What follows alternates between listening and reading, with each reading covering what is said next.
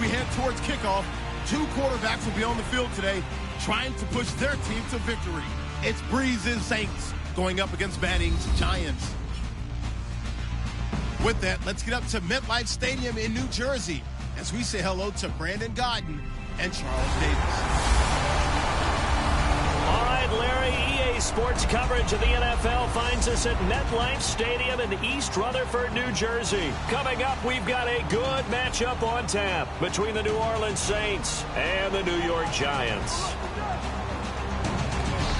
Hi again, everybody. Alongside Charles Davis, I'm Brandon Gaudin. And you know, Charles, as Larry pointed out in the open, got a couple of great quarterbacks set to square off here this afternoon. That ball's probably going to be flying all over the place, isn't it? Oh, without a doubt. And the game has never been more quarterback-centric than it is now. And both of these teams have top-flight signal callers.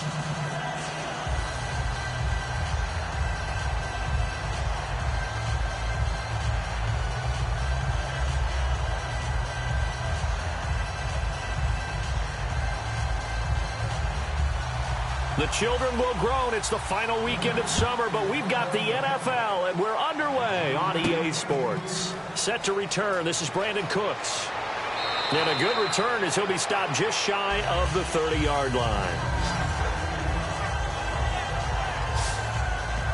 So Drew Brees leading the New Orleans Saints onto the field, and he is 37 years old. But last week, in week 1 of the NFL season, he made 37 look like the new 27. Over 400 yards, 4 touchdowns, no interceptions. Unfortunately, though, still a loss. We're reminded of what Drew Brees is like when fully healthy, weren't we? I mean, this guy is a workout demon in the offseason, always comes in maximum top condition. And, man, you're right, he looked like he was in his prime and younger and really playing at the top of his game. And how about the weapons around him now? Brandon Cooks, what they connect for, a 98-yard touchdown? Let's be careful with them the rest of the year if you're playing defense.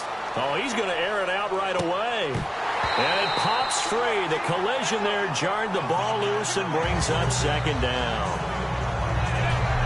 And a very good offensive unit here. One of the reasons they're so good is running back Mark Ingram. Took a little while for him to find his footing when he got into the league, but the former Heisman Trophy winner has it now, and has really upped his pass receiving potential. A nice player. Offense still needing 10 yards. Second down.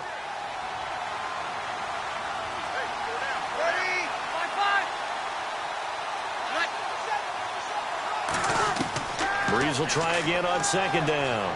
Finding time. And he's just going to get rid of this thing. To no one here. He throws it away. And now it's third. And we look now at the defense for the Giants. Janoris Jenkins combines excellent coverage ability with supreme confidence in himself. He thinks that no one is going to catch a pass in his area. Calls himself Clamp City.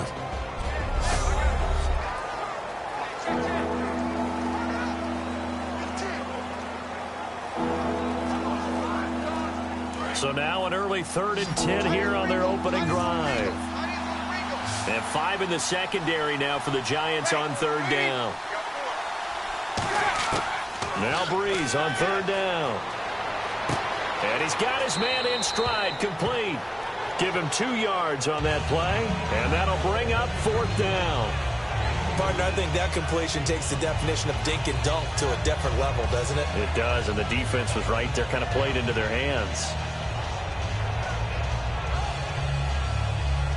Here's Thomas Morstead on now to punt it away on 4th down. Back deep for the Giants, Dwayne Harris.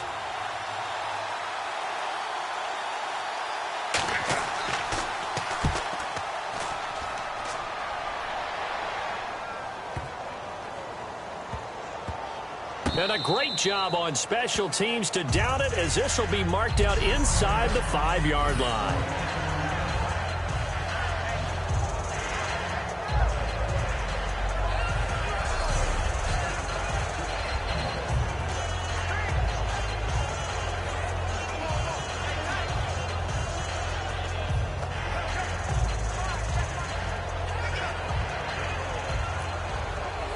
And tough starting field position here.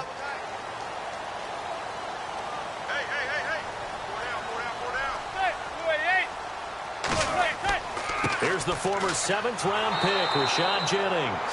Call it no gain on the play, and it'll be second down. Really shouldn't be a surprise. It's going to be hard to move people in this situation. You know they're going to bring the pressure defensively. Because I remember playing in these spots, and my coaches always say, don't be afraid to try and create a safety, too. They're going to bring pressure.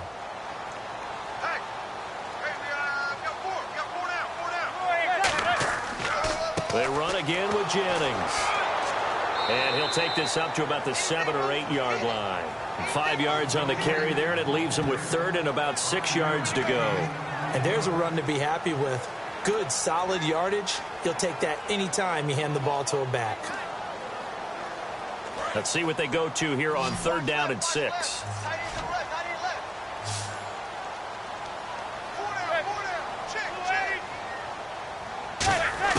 Throwing is Manning on 3rd down. He's got time in the pocket.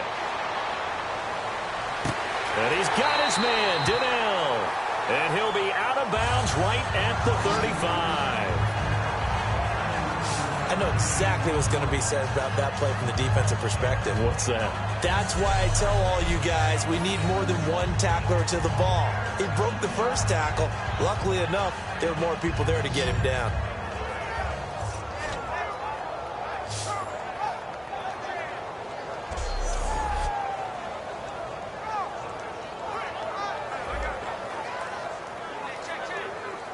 So after that big gain, let's see what else the offense has up its sleeve.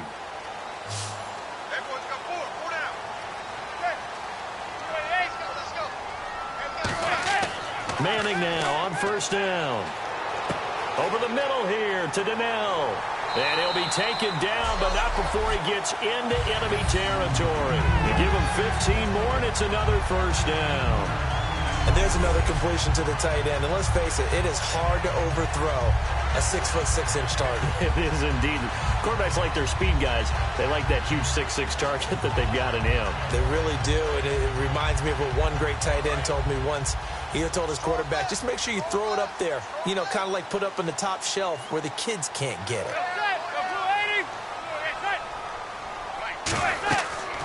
They'll run it now out of the gun. And he'll be taken down right around the 41-yard line. A good run there on 1st down, and it'll leave them with a 2nd and 2. This drive is turning into an extended one, and the guy carrying the ball, he's becoming more like a body blows guy. Every carry is putting some damage on the defense. So after a while, I'm not too sure how many guys are going to want to run up and tackle him.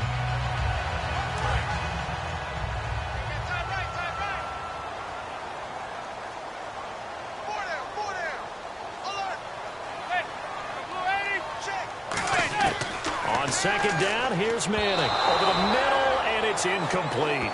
Dwayne Harris, the intended target. And they're going to have a 3rd down.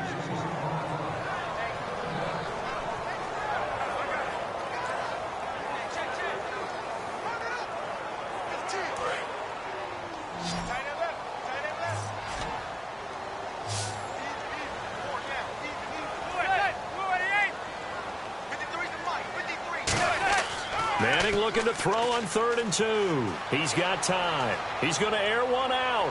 Oh, it's a touchdown if he holds on. Instead, it's 4th down. You can feel the anguish all the way up here. It certainly looked like he had that one in the end zone, open, unable to hold on to it. Too long for a field goal, too short to punt. That in-between range, and they'll go for it on 4th down. Manning to throw for it on 4th. Going left side, and he's got Donnell. And he gets the 1st down here as he's taken down at the 24. Well, it all came together on that one, didn't it? Big-time throw on 4th. Now, that had to feel good, didn't it? Taking that type of a gamble there and making it pay off. What a throw. And tough as a receiver because no matter how perfect the pass, you know it's 4th down and you got to convert. A little bit of extra pressure, but he overcame it.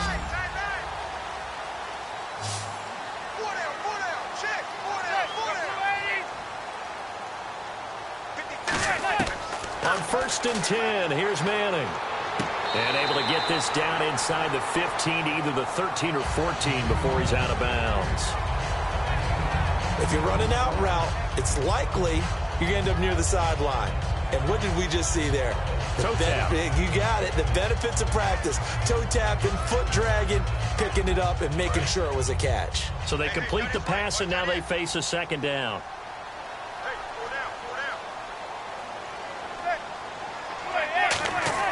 Again, it's Manning. This will be caught at about the 6.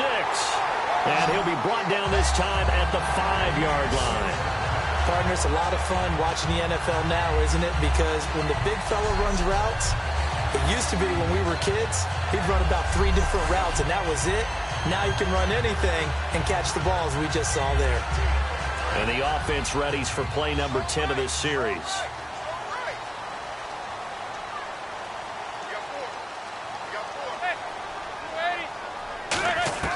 Again, they'll throw with Manning. Oh, and it's incomplete. That would have been big in the end zone if he could have held on. Instead, it's second down. A missed opportunity for an interception would have killed off a drive. They had a chance there to finish things off. Didn't get it done.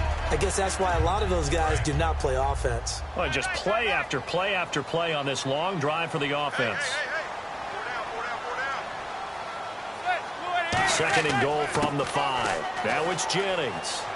And he's going to press this one forward as they stop him right around the 1. Give him right around 4 on the carry. We'll see if they want to keep pounding here on 3rd and goal.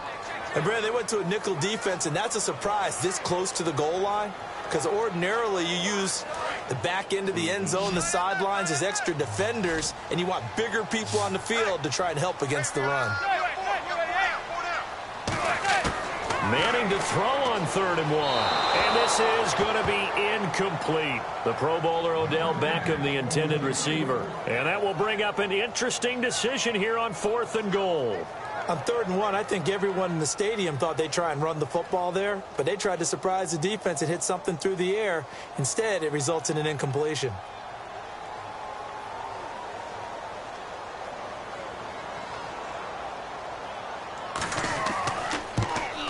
And Brown able to put it through. And the Giants are off now to a 3-0 lead. So they get the field goal, but partner, that was a 14-play drive to get the 3. Normally, when you hold the ball that long, run that many plays, you end up in the end zone. There's a breakdown on the defense. Something happens. In this case, that didn't. But really good ball control by the offense. They're hoping that they can wear them down if they keep having drives like that.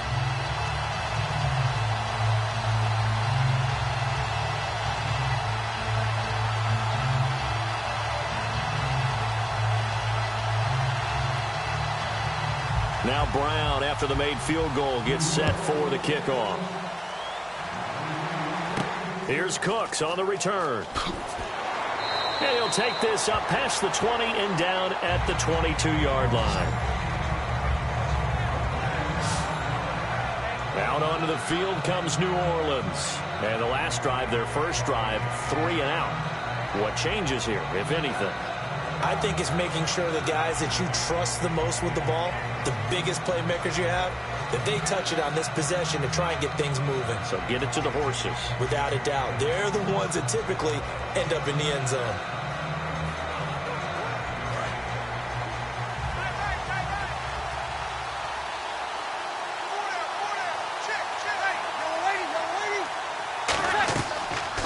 And the former Heisman winner, this is Mark Ingram. And he's brought down. Give him 11 yards that time and a new set of downs.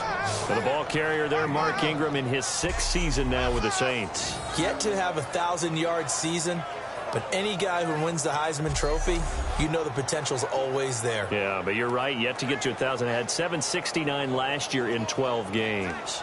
And a new set of downs here after picking up the first on the ground.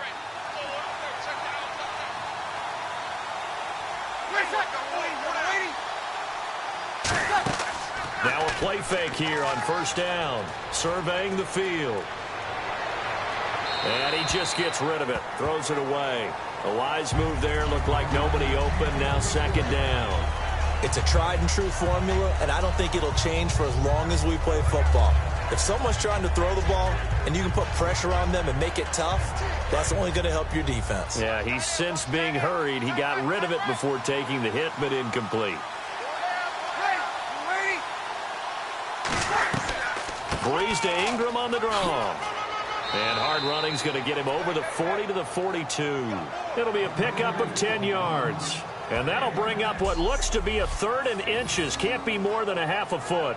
Look, the first down marker is out there, but sometimes it's hard to find for an offense when they're in a long yardage situation, which usually means throw the football. In this case, they went against the tendency and ran it. And boy, the reward was there. A big, big pickup. And guess what? It's now 3rd and very short in order to try and pick up a first down. They'll try to run for the first with Ingram. Kind of running there at your own risk against that 4-3 and that big line, aren't you? Yeah, and I don't really run it against a good 4-3 team that well because I've got to get those guys on the move a little bit. If you're a static running team, meaning you just want to run it in the middle, you may have some trouble against good defensive tackles. That's what we just saw on that play. No gain. Counting down toward the midway point in quarter 1.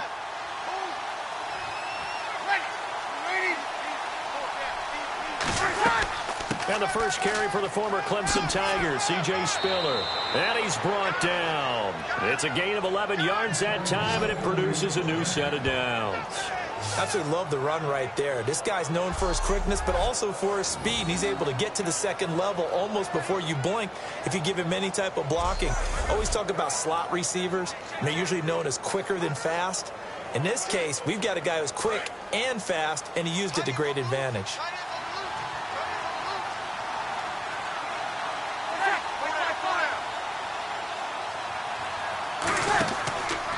Again, they run it with Spiller. And they go backwards here, losing yardage back at the 48-yard line. It's a loss of a yard there, and now second down. The evaluation process in today's NFL does not take into account as much bulk as it does speed, and that's what we're seeing with the linebacker position. Those guys that can run, they can play at any spot because they can make plays on the opposite side of the line of scrimmage.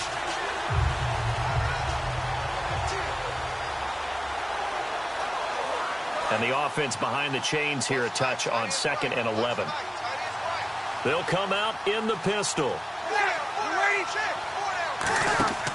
On 2nd down, Ingram. And able to push his way forward here for a good little gain. 5 yards on the carry there, and it leaves him with 3rd and about 6 yards to go. But you've got to give kudos to your offensive line and the guy carrying the ball because they were in a 2nd and long situation. It seemed pretty dire, but they brought it back to 3rd and manageable with that run. 7th play of the drive upcoming here on 3rd and 6. Defense thinking pass. They've got the nickel set out on 3rd and 6. To throw, it's Breeze. He finds Coleman. 7 yards there, good enough to move the sticks. An ex-teammate used to tell me all the time, I hate experienced quarterbacks because no matter what, you really can't hide what you're doing. And I think that right there, he knew right away where the blitz was coming from, where his primary guy was going to be, and he ended up going to a secondary target for a nice game. I was just going to ask you, that wasn't the primary target. He's so good at that, isn't he? I think he knew right away that he wasn't going to get to his primary guy. I think he read that as soon as he got to the line of scrimmage, knew where the pressure was going to come from, and said, I know how to beat that, and that's what he did. The tackle by Janoris Jenkins. In today's NFL, you hear all the time about stretching the field and creating space in order to run plays. A toss play will help accomplish that because now you're pushing a defense to chase you all the way to the edges and to the sideline. That's a nice run, probing now early to try and get things done later.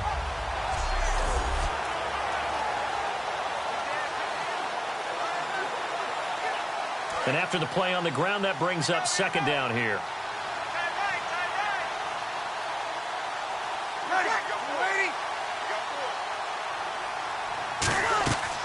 Well, a man who sat out 3 seasons. This is Tim Hightower. Another 2-yard gain there, but they'll need to do better this time. It's 3rd and 6. I think we know by now that every run is not going to be broken and get all the way to the end zone. But these short ones still have their value. You can still set up your play action and throw the football. You control the clock because you have the ball and they don't. And often the physicality sets the tempo for the game. Now Breeze on 3rd down. He dumps it down to Ingram. And he's able to get the first here as he's taken down at the 25. It's a nice job hitting him on the angle route there. Coming out of the backfield, cutting sharply across the middle. And that's good timing between the quarterback and his receiver. Effective third down play to move the chains. And the seemingly endless drive continues.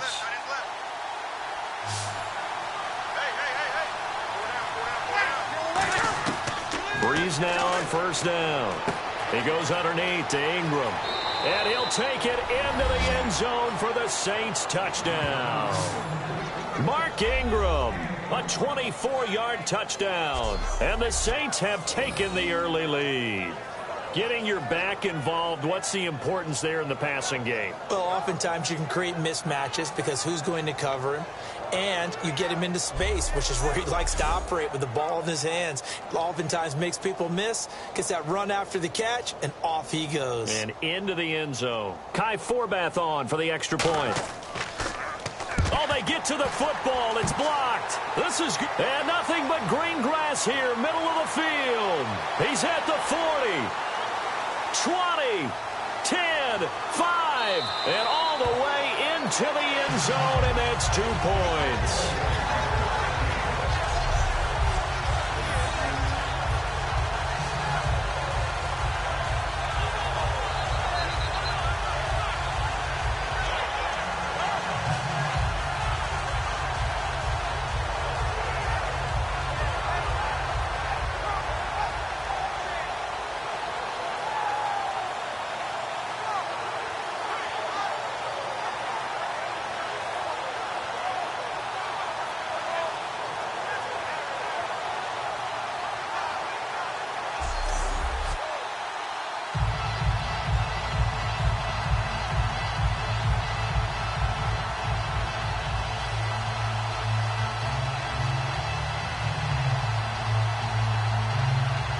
Morstead out now following the touchdown to kick. The return man here, Dwayne Harris. And he'll take this across the 25, a couple extra yards up to the 27-yard line. Eli Manning and the New York Giants offense takes the field. Manning in that win over the Cowboys, 19 of 28. 3 of those 19 completions went for 6 points. And the game winner to Victor Cruz down the stretch, because Eli Manning's personality, you notice how he seems very even all the time, not ruffled, really serves him well. How many times have we seen him in the fourth quarter of games make those big-time winning plays?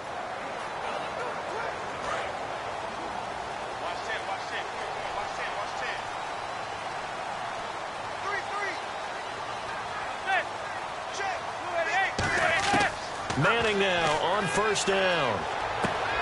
It's hauled in by Shepard. And he's brought down. Give him 11 on the gain there. And the Giants are going to get a first down. Slant route's effective no matter who's running the route and catching the ball. But when you have a receiver of that stature, you have to be a little bit more precise throwing it. You don't have the same catch radius with the bigger targets. Fresh set of downs here. Looks like the defense in press coverage here.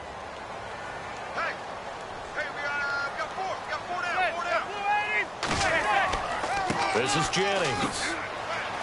And he'll take this up over the 40 to about the 41. And give him 4 yards there. It'll be 2nd and 6.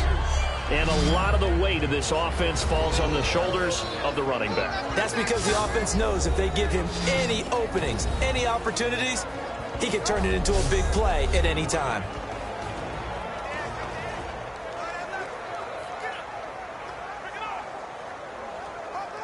Second down to the offense in search of 6 yards.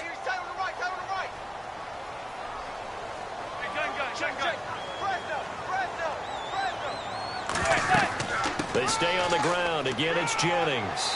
And this time he's not going anywhere. They'll get him down right at the line of scrimmage. No gain on the play there, so they're left with a 3rd down and 6. And here now, New Orleans defensive unit. James Laurinaitis can do it all for any defense that he's on. Can rush the passer, tackles any guy who carries the football, and runs the defense as the signal caller.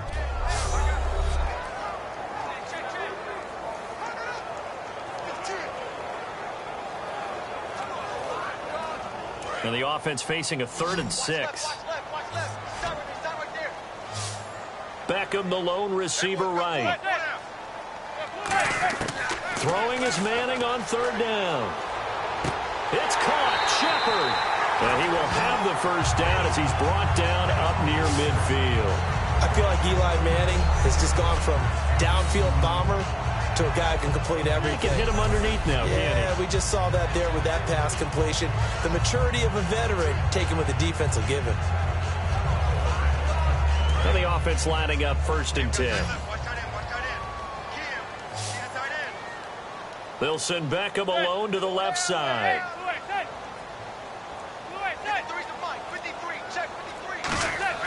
They go play action here on 1st down. He's got the hook up to Odell Beckham. And he's brought down after a good gain. It's a gain of 20 that time. And that'll be good for a Giants first. But that's the Kickstarter right there. Eli Manning finding his guy, Odell Beckham Jr. Yeah, it's a deadly combination, isn't it? It really is, but what really makes it work is just how unflappable Eli is with his demeanor, able to maintain his calm and his poise. Because we know OBJ, he can run pretty hot and get excited out there. Sometimes just one-handed grabs for him. It doesn't matter what it is. Just throw it up there. He'll go get it. On 1st down, Manning. And he'll toss this one incomplete. Seeing no options, he throws it away. I hope I don't sound too rah-rah on that one, but that's the exact right throw. Either your receiver gets it or no one gets it. Give him a lot of credit for being really precise with it. Got rid of it. No one got it. And here comes play number 6 on this drive. They'll put 2 receivers left, 2 to the right. Back to the air on 2nd down. It's Manning. And the hit jarred it loose. It's incomplete. He was looking for Odell Beckham that time. And that's going to make it 3rd down and 10. We know it's not an easy job to go out and catch passes when people are trying to tackle you and knock the ball away. But the bottom line is, that's a pass he's got to have and a pass he should have caught. Now play number 7 of the drive as they're looking at a 3rd and 10. On play action. Now Manning finding time. And he's going to go down. They get to him back at the 40. Donnell Allerby with a big-time sack on 3rd down. And it'll be a loss of 7. And they brought the pressure there just right up the gut, didn't they? Yeah, they certainly did. And, you know, when you've got so many different responsibilities as an offensive line, you got to deal with the nose tackle, the 2 defensive tackles or ends, and then sometimes you just can't account for everyone. The linebackers slip free.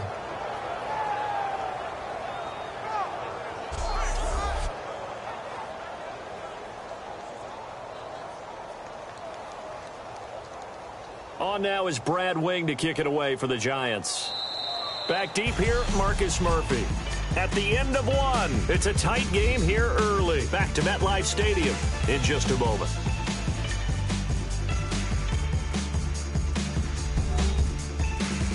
This presentation of the NFL on EA Sports is brought to you by Snickers. You're off your game when you're hungry. Snickers satisfies. Alongside Charles Davis, I'm Brandon Gaudin, and it's the Giants with a football here as we begin quarter number 2. They are, however, facing a 4th down situation.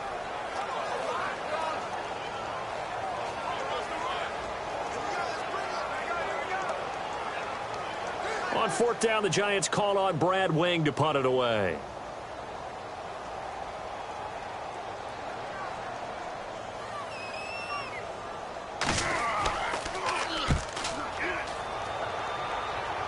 And out of bounds, sailed over, looked like right near the pylon. This one's going to be perfect. Directional kicking at its finest, right down at the 1-yard line. Now the Saints, they trot their offense out here, and they'll just simply be looking to build off the confidence of the last time out where they scored a touchdown. And confidence is powerful, isn't it? When you've scored once, you feel like you can go back out there and get it done again. Doesn't matter what the defense throws at them. They feel like they're in a groove right now, and they want to get out there and show it. Yeah, hoping to stay in that groove here this go-around. Very tough spot here for the offense to start.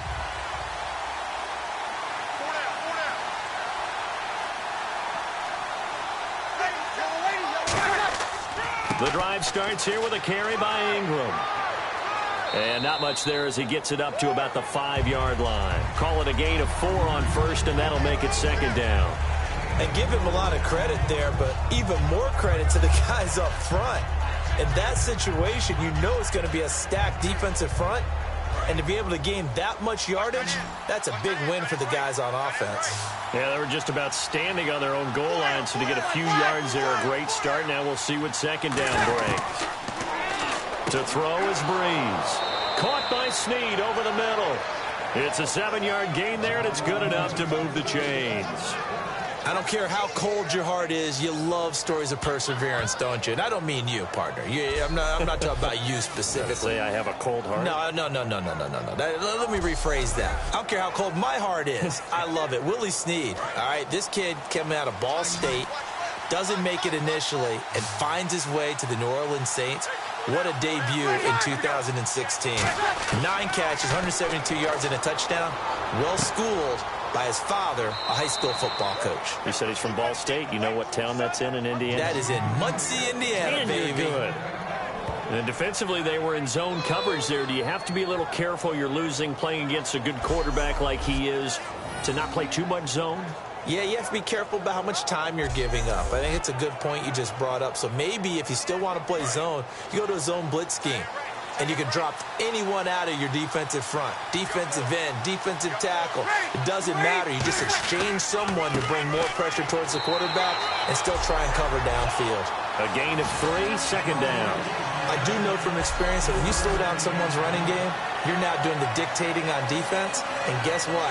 Now you're getting ready to tee off on their quarterback because they have to throw it all the time. But you still have to be alert for the draws and other plays of that nature to make sure you don't get hurt. 7 yards to go on second down.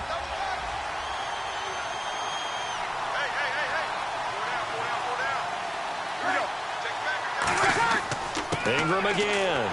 And he's going to be hemmed in and brought down right at the line of scrimmage.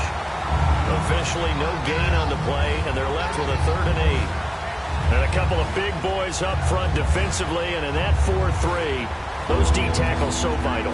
Extremely vital. I love how you describe that because if they control things up front, often it's over the guard. Sometimes they slide and make it over the center. It's really hard to get a play started then because a lot of teams want to start inside out running the football. But against a good 4-3, you may not find any space. And on that play, there was 0 space. No gain. Cook showed his electricity this past Sunday against Oakland. Had 2 touchdowns, including a 98-yard reception. He caught it. Sean Smith was on his tail, but he took off, did Cooks, and he was gone for the end zone. It's a franchise record. What an amazing play. I mean, I remember meeting Brandon Cooks when he was coming out of college, and you know what I was struck by most of all? The seriousness of him. He wanted to be a pro. He was studying professional tape, the best receivers in the game, while he was in college at Oregon State, and it's paid off in a big way. A mature, level-headed, dynamic player. Now a play fake here on first down.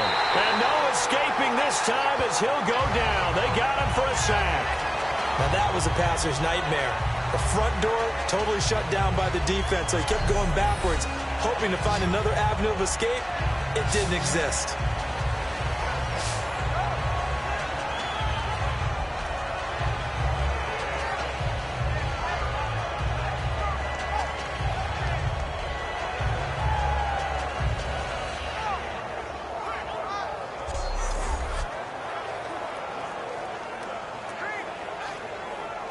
Offense walks to the line for play number 7 of the drive.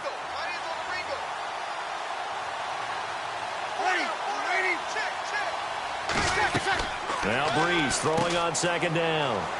He throws and he hits the slant route to Thomas. They'll give him 8 on the play, and they'll be facing a 3rd and 12. That was a nicely run slant route, and what the receiver's trying to do is make the defender think he's going upfield for a deeper route, and then breaks it off, usually after about 3 to 4 steps, and cuts towards the middle of the field. And now what he's trying to do is use his body to keep the defender away from the football and give the quarterback a really nice target. Now Breeze on 3rd down. He's got time in the pocket. Dumps it off for Spiller. It'll be a pickup of 12 yards, and it'll be 4th down. So many times you hear today's NFL described as a space game. Get your best players into space with the football in their hands. That's why sometimes you just swing it out to your runner, get him out in the flat, and let him have a chance to make people miss an open field. Here's Thomas Morstead now. On for his second punt. He'd take a repeat of his first.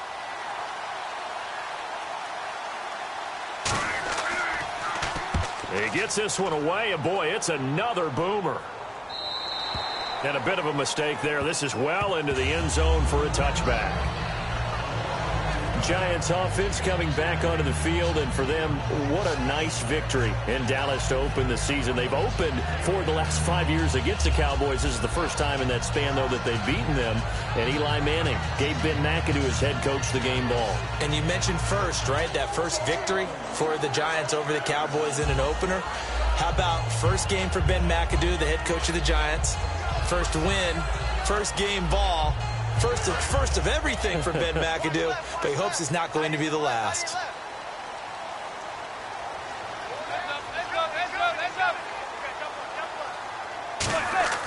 They'll begin the drive with Rashad Jennings. And a short gain there as he'll get it up only to about the 24. It's a pickup of 4, and it'll bring up second down. Not a run that you're going to write home about, but still a good first down run. That's what an offense calls staying on schedule. 3 to 4 yards on first down, you're set up very well for the rest of the drive.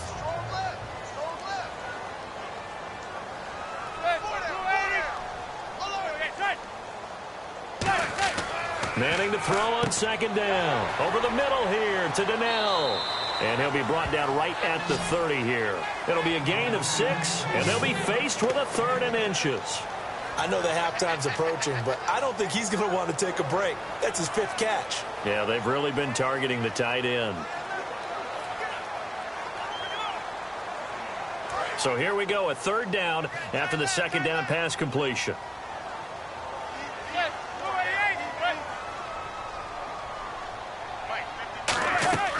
They'll run it now out of the gun. And he's got the first down yardage as he brings this up to the 47. He goes for 18 there as the drive will continue. So much for him being bottled up throughout the day. Finally finds a way to break through and get a really nice gain. The defense had felt great about what they had going. Now they've got to turn their attention to getting it back in that direction. Can they bottle him up again? Because I'd say after that run, confidence is pretty high for him.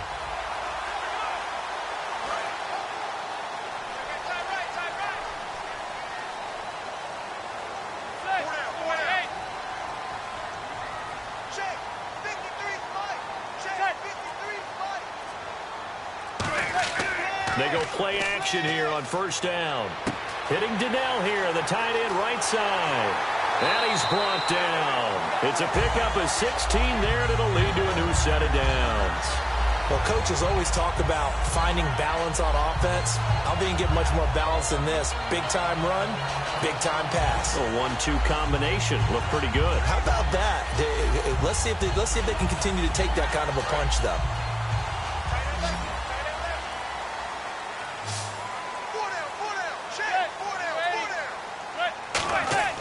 On first down, Manning. He's got time. And he's going to drop this off to his fullback. It'll go as a gain of 10 there. And it's first down, New York. And they pick up a first down, and that came out of the fullback position. But as you and I both know, that doesn't necessarily mean that's a fullback playing in that spot. Well, times have changed, right? The old school fullback doesn't really exist anymore. We're not getting that same player out of college with all the spread offenses, not very many pro style where you actually have a true fullback. We're having to make do in the NFL and put guys in that spot who emulate it but aren't necessarily that position. Manning now on first down. A dump off to Vereen. And he'll be brought down inside the 20 at the 19. Call it a pickup of 7, and that'll make it a second down. Everyone's got to be able to catch the football. Doesn't matter what position you play, but if you're on offense, be aware a ball may come your way. Second down now after the pass completion.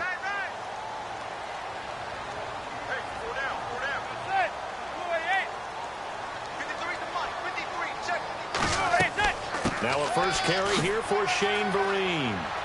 And he gets it inside the 10 to the 9. It's a good gain of 11, sets him up first and goal. For so many years, I was convinced it was a myth, because you always hear about the smaller running back. Oh, he gets lost, you can't find him, and sometimes that's part of his genius. But it's true. You get behind big offensive linemen, the defensive line guys trying to find him, trying to peek around people to see him, and he gets lost. But this guy gets lost in a good way for his offense, picking up big yardage. Now a play fake here on first down. And that is caught. He's got it for a Giant touchdown. Odell Beckham from 8 yards out. And the Giants are once again going to retake the lead.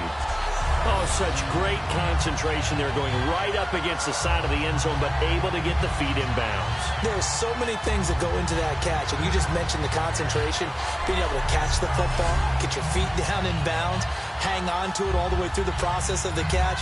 That was a phenomenal play. And a pause in the action because the booth, they see something that they want to take another peek at to find out if this was a touchdown or not.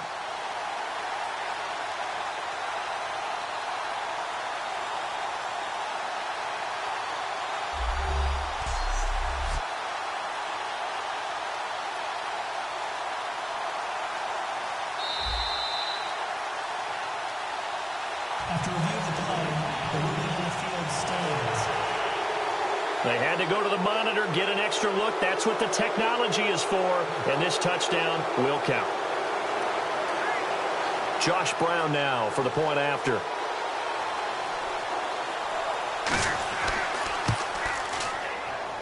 And that'll make this a 6-point game.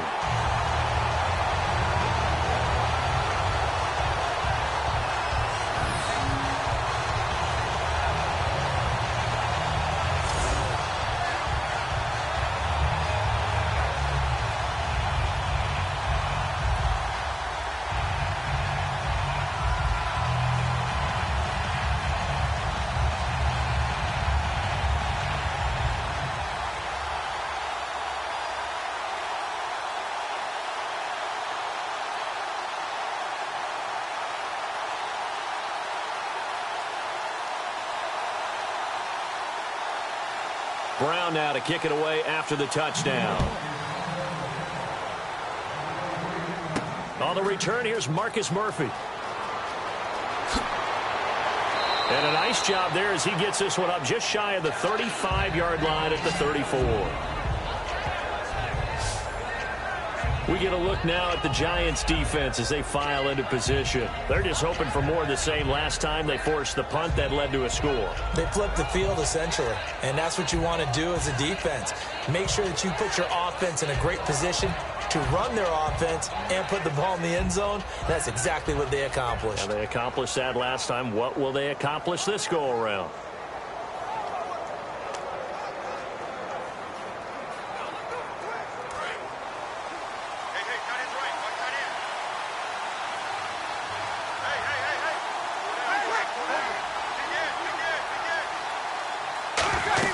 They'll run with Ingram here to begin the drive. And he'll work this one up to about the 38. 5 yards is the tally on first down. That brings up 2nd and 5. And that's exactly what you want on a first down run. Pick up 5 yards, bring up 2nd and 5. The defensive line, though, they've got to figure out a way to out-leverage the guys up front because the offensive line is winning at the point of attack.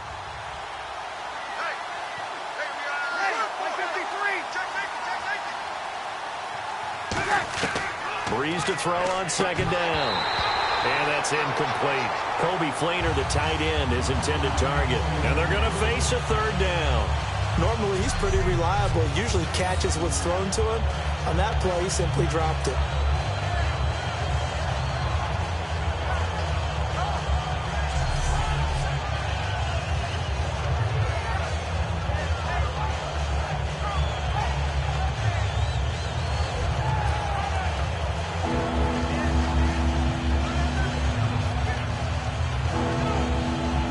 Yards to gain here on 3rd down.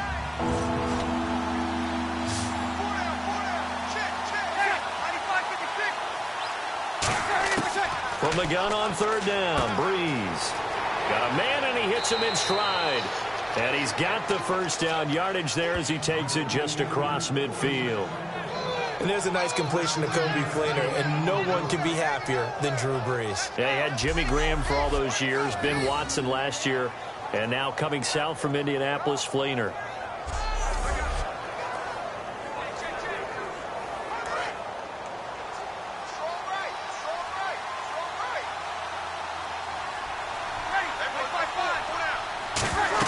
This is Ingram on 1st and 10. And he'll get this down only to about the 46. Give him 3 on 1st down. It'll set up a 2nd and 7. Tough day, tough sledding right there, and it's been that way the entire game. Not a whole lot of room to ramble for him. Yeah, you're right. It's been that way all afternoon. Didn't get a whole lot better there. Here we go with 2nd and 7.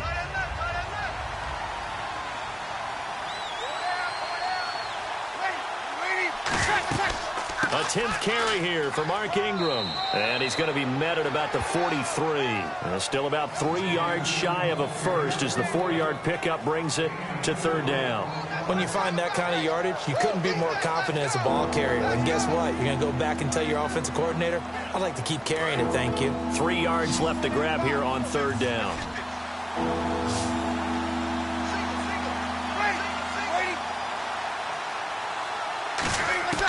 Brees going to try and throw on 3rd down. And that is incomplete. I'm not sure we could spot any tendency here on this 3rd down. They could have run it or passed it. Either one was available. They chose to try and get it through the air, but they were unsuccessful. Here's Thomas Morstead now as he's on to punt for New Orleans.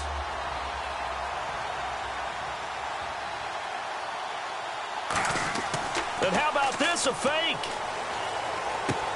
And this is incomplete. A huge gamble, and it does not pay off. Looking back to week 1 for a second, partner, a lot of intriguing football. A couple of games that really caught our attention. The Seahawks needing a late touchdown to beat the Dolphins. How about the Chiefs coming back from down 24-3 to beat the Chargers? 2 terrific games, and you don't forget Oakland and New Orleans. Not even getting to overtime because of Jack Del Rio's gutsy 2-point conversion call in regulation to seal the victory for the Raiders. And I love what the Lions did. Big lead, let it get away against Indianapolis, and then came back and beat them late. Yeah, 39-35. That was a shootout. And on the outside, they're playing press coverage.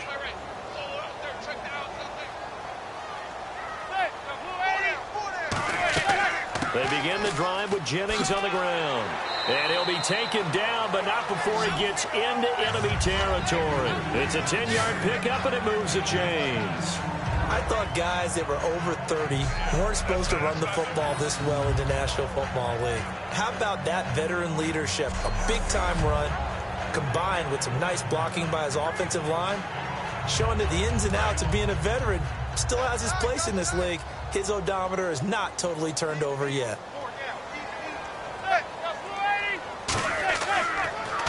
Here's Jennings. And he'll get this down only to about the 46. Credit him with a 1-yard gain there to make it 2nd and 9. Now that's the type of play that'll fire up a defense. Hold them to 1 yard on a 1st down run. It'll be interesting to see if the offense decides to press the run at all, or if they'll abandon it now after gaining only 1 on that play. See if they stay on the ground for 2nd down.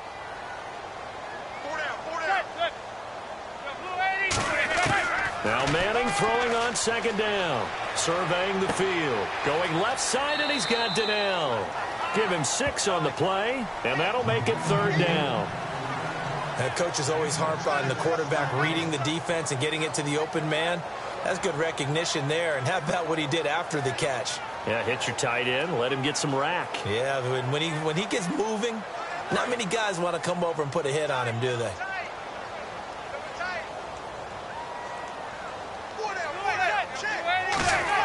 Here's a give to Whitlock, the fullback. And he's going to have the 1st down yardage as he's down at about the 30-yard line. Give him 10 yards on that one, and that'll earn him a fresh set of downs.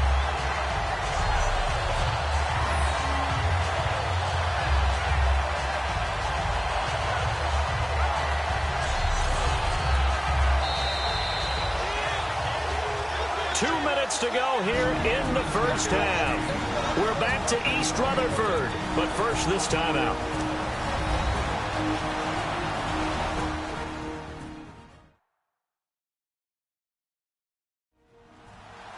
We remind you that coming up at halftime, we'll pay a visit to Larry Ridley in Orlando with our EA Sports Halftime Report.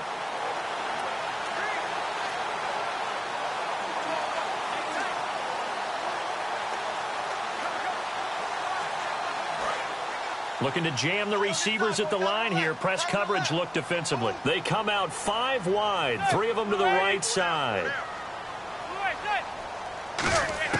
Throwing on first down is Manning. Over the middle here to Donnell. And he'll get this one down to about the 20-yard line. 10 yards on the pickup there. And it'll be a New York first. So in the second quarter, he's already up over 100 yards receiving now. And isn't 100 the magic number for a really good game for a receiver? So he got a chance to really shatter that and have a profound effect on this game. Red zone opportunity.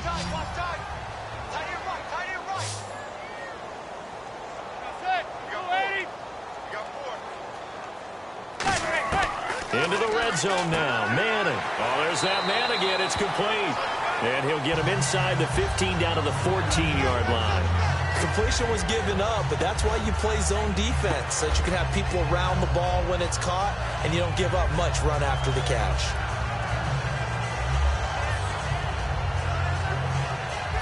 Four yards remaining now on second down.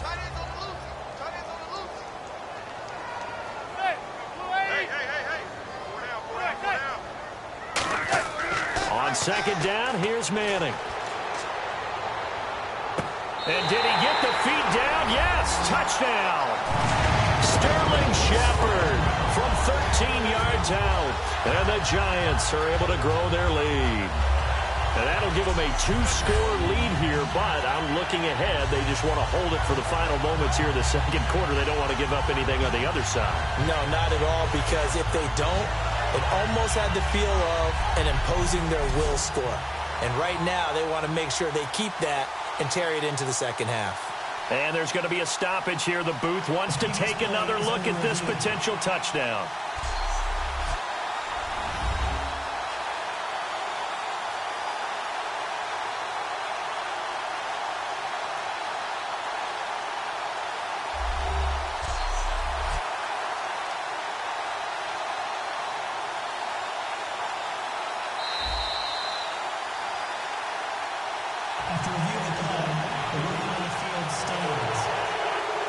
It took them an extra look, but they found out it is a touchdown indeed. The official says this one counts.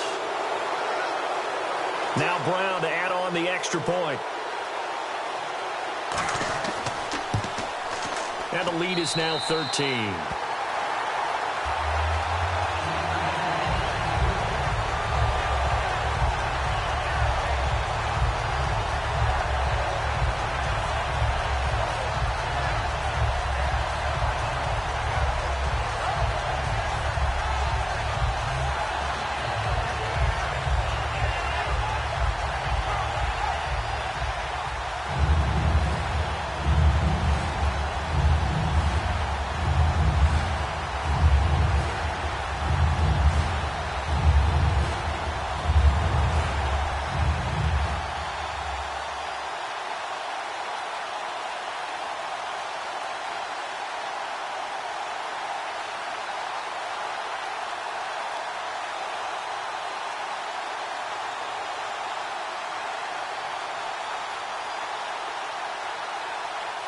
Brown now to kick it away after the touchdown. This fielded at the 2. And a nice return sets him up pretty good here at the 30-yard line.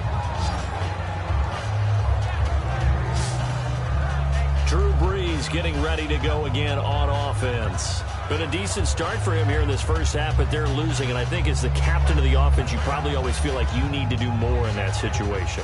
The best have always felt that way, and they won't settle for anything less. So right now, his goal is to increase what he's doing on the field, try to make sure his teammates come along with him, and he feels like if I do better, everyone will do better. and that's what we're seeing from him right now.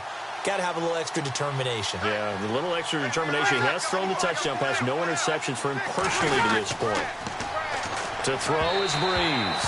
Brandon Cooks, the receiver he was going after. And that'll make it 2nd and 10. You know, Charles, this past weekend around the league, there were 4 one-point games. First time that's ever happened in league history in week 1. I think parity sort of reigned supreme, didn't it? It did. And think about all the times we go into production meetings and sit with coaches. And I think you probably do the same thing I do. I write down before I even get there. They're going to talk about how this is a one-possession or a one-score game, every coach. Well, they're actually right. Think about how the season began. Panthers at Broncos. That was a very close ball game. And then moving on to when we got to Sunday's games, Dallas at home against the Giants. The Giants with a big one on the road with a 1-point victory. It's that type of a year already. It's amazing what we're seeing, how close teams are and how they're matched.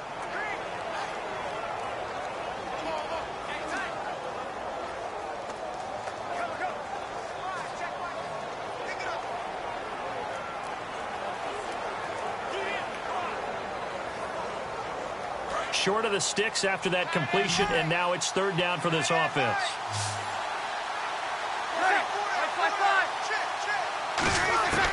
Shotgun now for Breeze. This is caught. It's Cooks. And he's brought down after a good gain. They're able to convert on 3rd with a solid gain of 23.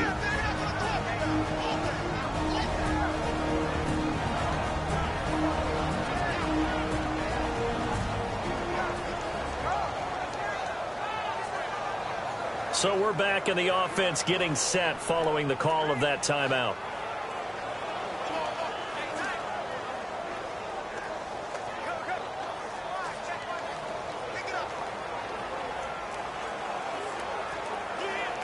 And now a 1st down following that long gain.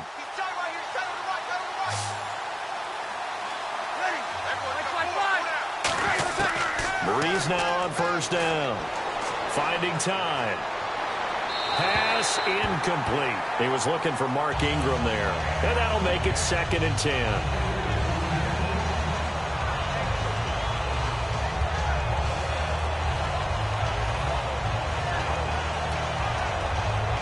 Second down here after the incomplete pass.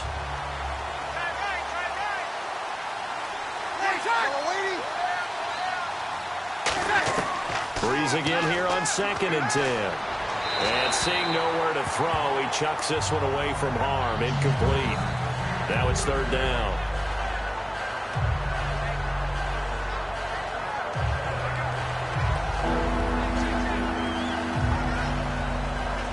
Defense has set themselves up nicely. 3rd and 10 now.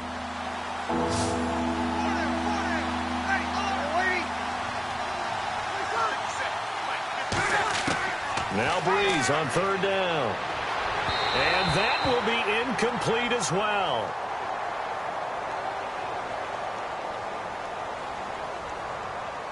Holding. Defense. That's one of those ones that is so hard to judge, but defensive holding there, that's what the referee saw.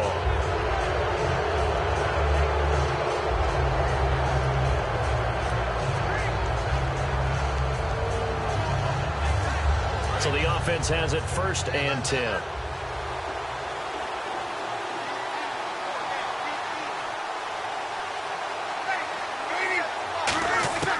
Breeze now on 1st down. Underneath to Spiller. And he's brought down. 13 yards there on the pickup. And that leads to a New Orleans 1st down. Now hold everything here. We're going to get a timeout by the offense. And with halftime on the horizon, they'll be out of timeouts from here forward.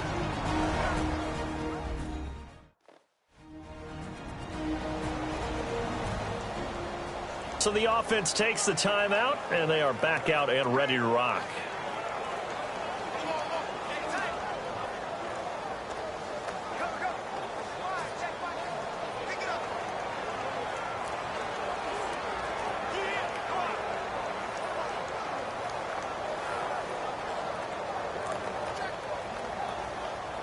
So even though it's 1st down, here's the field goal unit on now to try to get 3 before halftime. From the left hash, it's a 42-yard attempt.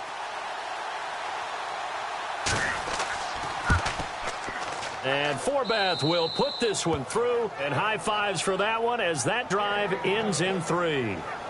So a field goal here. They're still down, but they put a dent into that lead before the break. And that's got to feel good because now they've seen that they can put some more points on the board, and that gives them a whole second half to get back to where they want to be, and that's in the lead.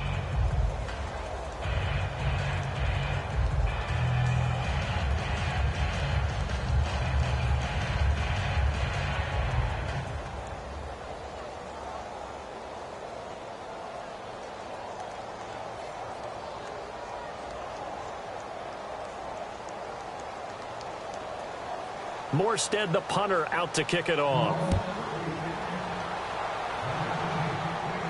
This will be taken in at the 1. Then he'll take it past the 25 and up to the 28-yard line.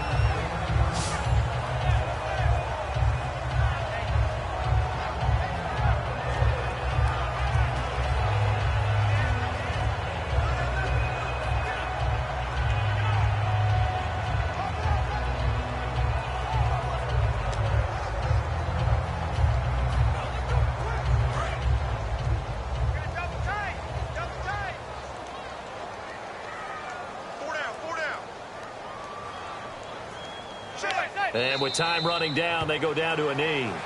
So we reach halftime here in a 10-point game as we'll send you down the coast to Orlando where we check in with our friend Larry Ridley and the EA Sports Halftime Report. Larry? Thanks, Brandon. I'm Larry Ridley, and welcome to our EA Halftime Report. The Giants right now are doing a good job protecting their house. The Saints haven't played horribly, but will need to improve if they want to win this one. So let's take a look at the highlights from the first half. Saints have it at the 25. Breeze going to complete the pass from the gun. And this goes 25 yards for the score. They go up by 1. Now 1st and 10 with plenty of pressure this half and another sack. This one ends up as a loss of 11. And pump the brakes, Larry. Pump the brakes. We are ready for quarter number 3.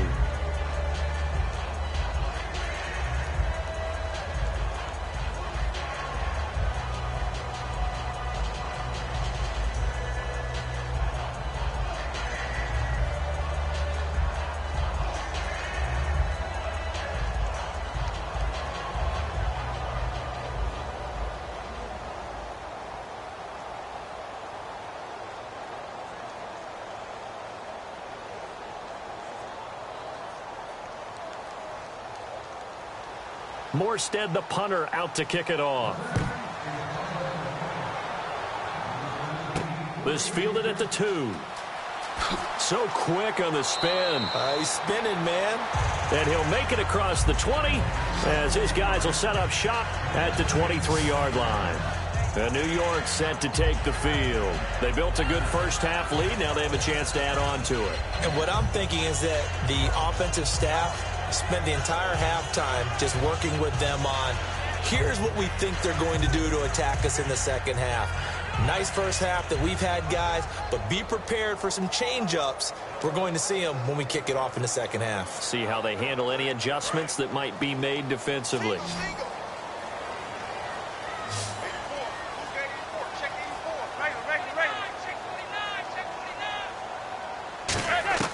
Manning now on first down. Oh, incomplete. A turnover would have really helped there. Almost intercepted. Instead, it's just second down. This past weekend around the league, we sure did have a lot of drama. The kicking game certainly loomed large. You had both Carolina and Arizona missing field goals that could have won them the game. And isn't it time we quit making jokes about the kickers? Because we see how important they are. These were vital kicks that could have changed ball games. Graham Gano on Thursday night in Denver, 50-yarder to win it, makes the first one when he doinked it off the upright, but they iced him. They called the timeout, and he hooked the next one and missed it. Okay, and New Orleans, 61-yard attempt, had enough leg, just missed it wide. And then, boy, Arizona and New England, 47-yard attempt. The timing was thrown off with a low snap, and he misses the kick. How close are they all to actually winning those games? Looks like the defense in press coverage here. They come up in an offset eye. Now a play fake here on first down. Backing up. Hitting Donnell here, the tight end right side. That one goes for 13 yards, and it moves the sticks. Okay, when the big guy runs a corner route, you're asking a lot no matter who's covering him. Doesn't matter whether it's a linebacker or a defensive back. Yeah. He usually has the advantage because of his body type.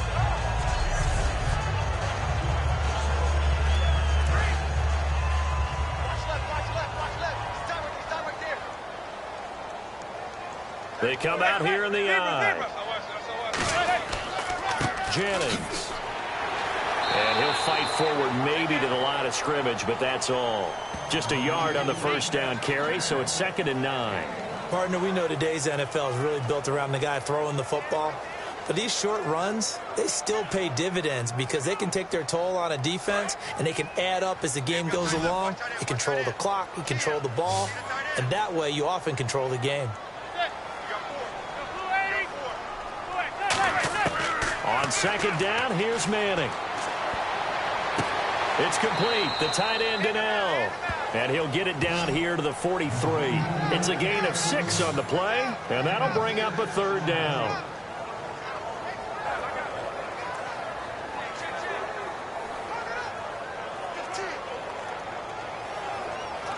And 3 full yards here for the offense to get on 3rd down.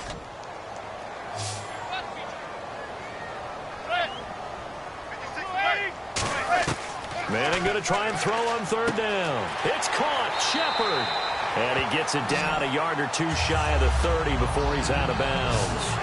And Brandon, from our time in college football, where receivers weren't running the traditional NFL route tree, one thing they did learn, find open areas, find soft spots, and set up and catch the ball. And I think we just saw that there. Yeah, we saw that indeed, picking up the first.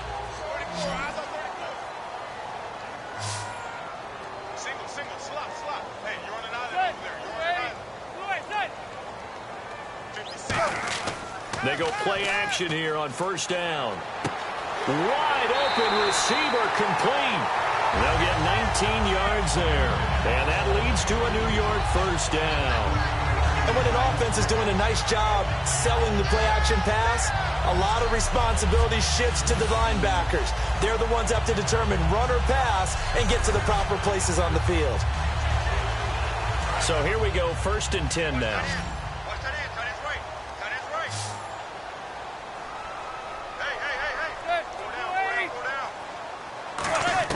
Into the red zone now. Manning. That's going to be caught at the 10-yard line. And he's able to work it here to the 8-yard line. Call it a gain of 5. And it'll bring up a 2nd down. Well, the strategy was evident there. Get it to your tight end and make it a one-on-one play with a cornerback. Who's usually going to win that one? The tight end, but not there. Not in this situation. How about the corner defeating that logic and making a really nice tackle?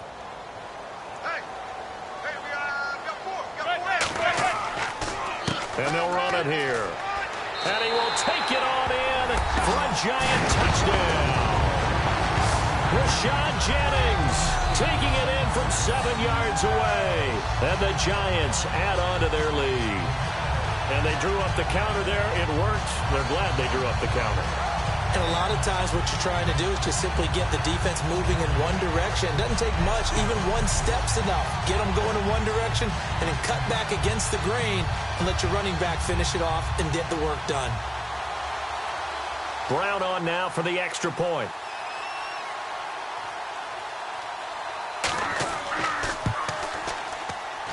And that'll make this a 3-score game as the lead moves to 17.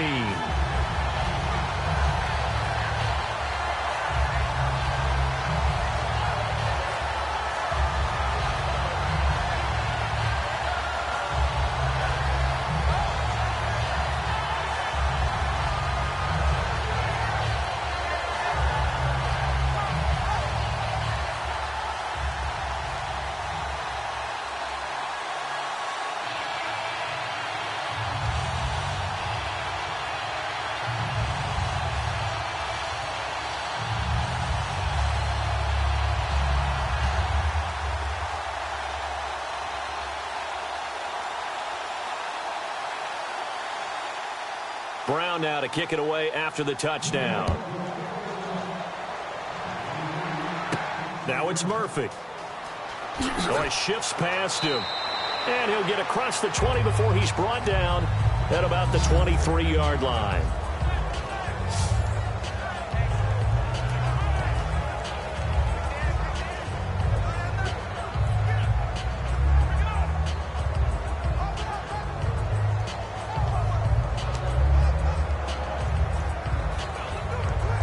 Look at the offense now here, coming back out on the road for their first possession of the second half. They're down in this game. A chance for the offense, though, to put something on the board, get some momentum here in half two. Try and get things kick-started. There goes Mark Ingram. The 40. Past the 20. Touchdown, New Orleans. Mark Ingram, 77 yards. And the Saints make some inroads here to that deficit. And those are the highlight reel runs you dream of right there. When he gets a seam and just gets through it, how about the explosiveness, the burst to get there to begin with, and then once he's in full gallop, good luck trying to track him down. And those plays so demoralizing for the defense. Absolutely, because you've done so much work trying to keep people in front of you. When they're past you and behind you, that's a tough one to swallow.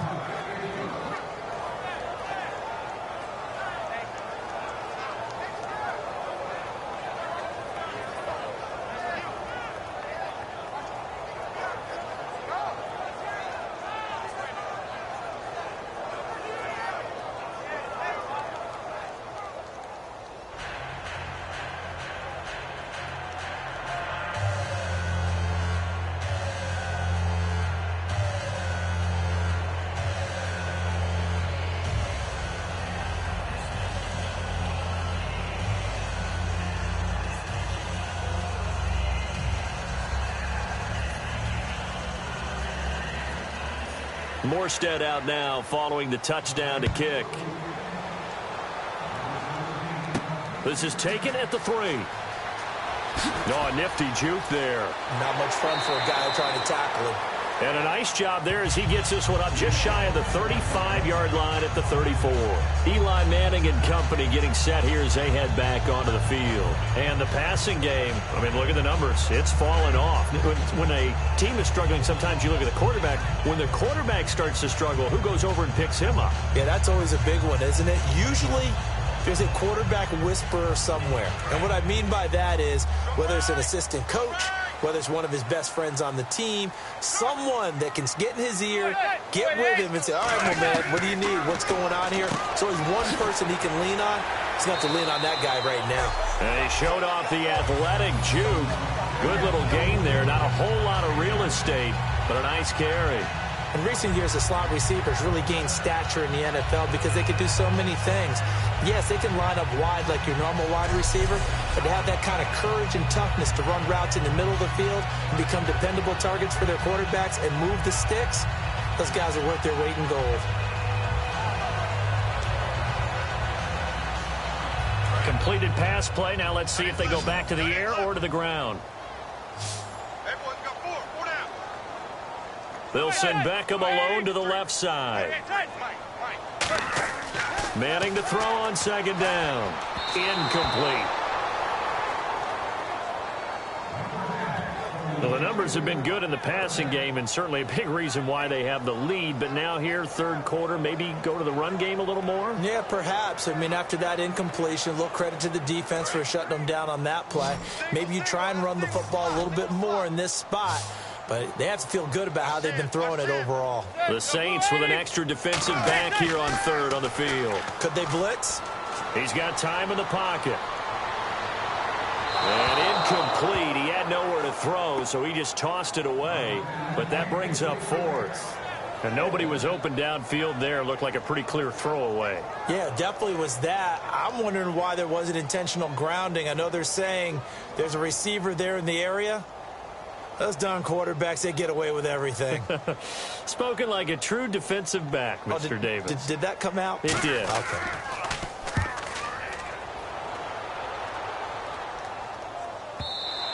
Now this is going to carry well into the end zone for a touchback. Out onto the field comes New Orleans. And they hit the home run last drive. One play on the ground all the way to the house. Now the defense, maybe they're expecting a run here. Partner, I love your description because when we talk about hitting the home run, we're usually thinking about a passing play, aren't we? Something in the air, deep ball. But how about them just taking it big-time jaunt? Now if you're coming back out, now they've established this run game, the play-action pass could very well be open.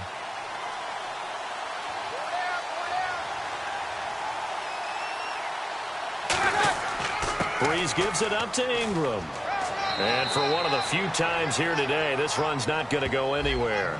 Just a yard on the pickup there, and it'll bring up a 2nd and 9. Well, that's not a run that's going to make any of the highlight tapes, but they've been moving it well all game on the ground. This is another one that keeps them moving forward. 2nd down following the run.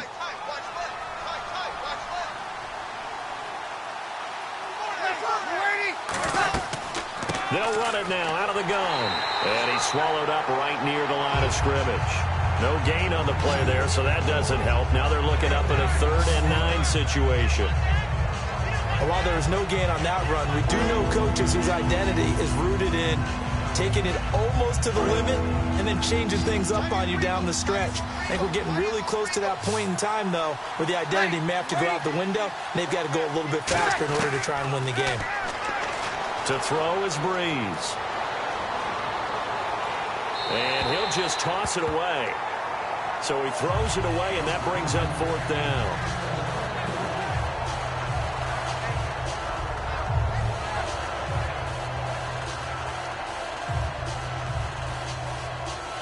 Here's Thomas Morstead now. On, we think, to punt, though he's faked it earlier, but he was unsuccessful.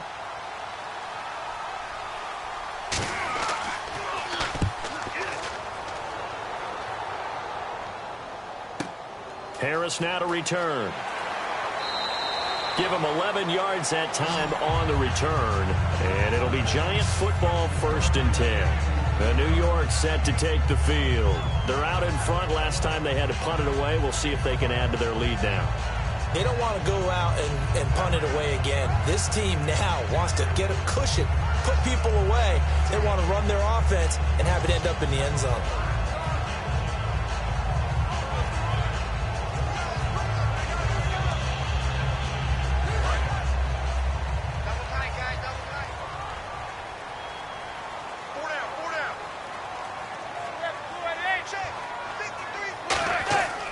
They start the drive with Jennings. And he'll get this up to about the 40. He'll get a nice chunk there on the 1st down run, and it's 2nd and 4. In my book, that's running the ball well, but with intelligence. How about him keeping the clock moving, staying in bounds? Yeah, even though it's the 3rd quarter, you're thinking ahead, aren't you? This is where your running game can really help you with a lead in the 2nd half. I agree totally. It's not just end-of-the-half situations that you worry about the clock. It's throughout the game. And with a lead, stay in bounds. Make them fight harder to try and catch you. Going left side, and he's got Donnell. Call it a gain of 7, and it gets him a new set of downs. He had time, was able to survey the field and find a soft spot in that zone coverage. And that's where it gets difficult for a defender, Brandon. You go to your spots on the field that you have to cover, and when the offense finds an area that you're not in, that's where they throw the football. Offense comes to the line now, 1st and 10.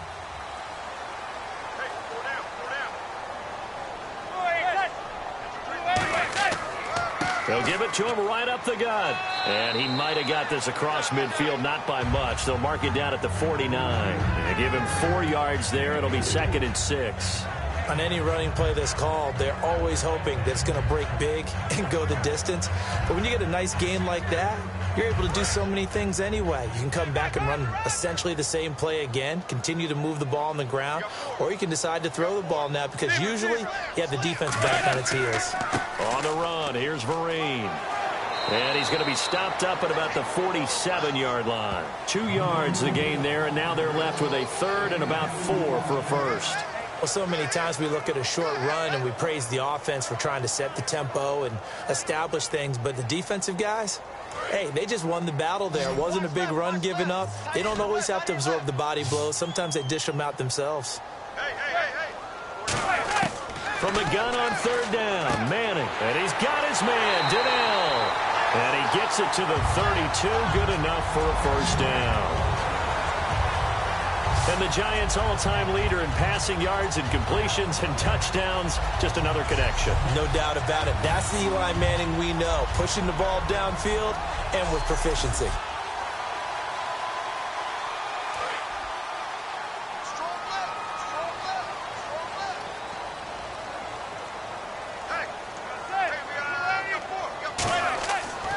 They'll give it to him right up the gut. And able to break one tackle, but then quickly brought down. 3 yards on the pickup there, and it'll be second down. We always like to talk about defense in terms of levels. First level defensive line, second level linebackers, third level defensive backs.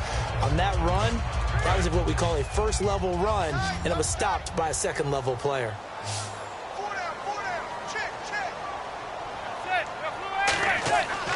They'll give it to him right up the gut. And he'll get this one down to about the 27. Call it a gain of a couple, and that's going to leave him with a third and about 5. Let's give a lot of credit to the offensive line. They've been able to move the ball really well on the ground the entire game. And while that wasn't a huge one, that's okay. They'll take them in short, steady bursts. Play number 7 now coming up on the drive. 3rd and 5. 3rd and 5, so they bring in an extra defensive back. Expecting pass. To throw, it's Manning. And he couldn't hang on to it through the contact. Incomplete.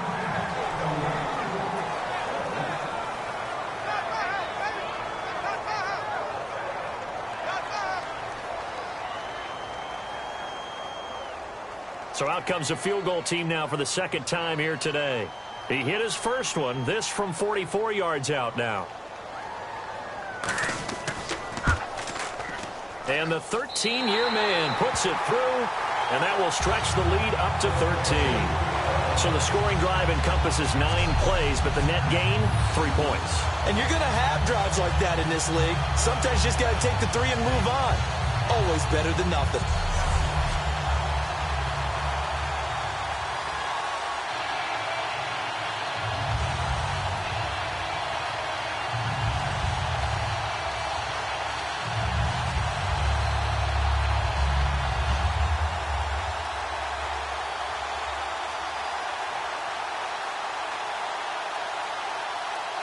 Now Brown, after the made field goal, gets set for the kickoff.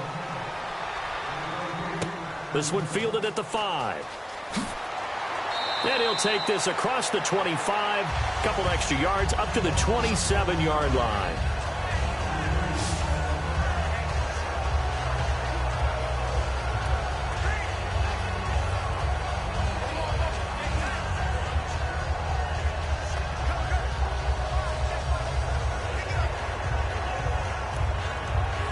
The Saints offense now, they get ready to head back onto the field. And on the last go-around, they really couldn't get anything going.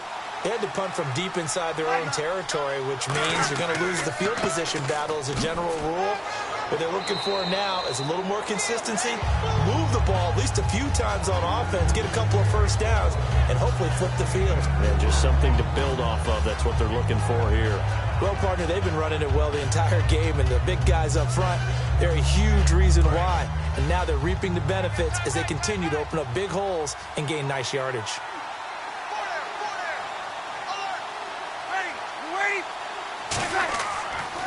Again, they'll run with Ingram. And he'll be tackled just past the 35 at the 36. It's a 5-yard gain, but they'll still be a yard short here with 3rd down now looming.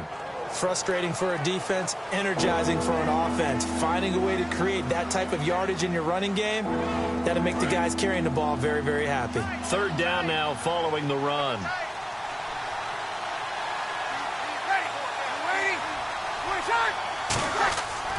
Breeze hands to Ingram. A loss of a yard, and it brings up 4th. So while the offense has had a big day, no one on that side of the ball is excited about seeing a loss like that. Their goal, to make every play positive, and when you have a bad one like that, your next goal is to not let it spiral into more. Here's Thomas Morstead now. He's been terrific so far.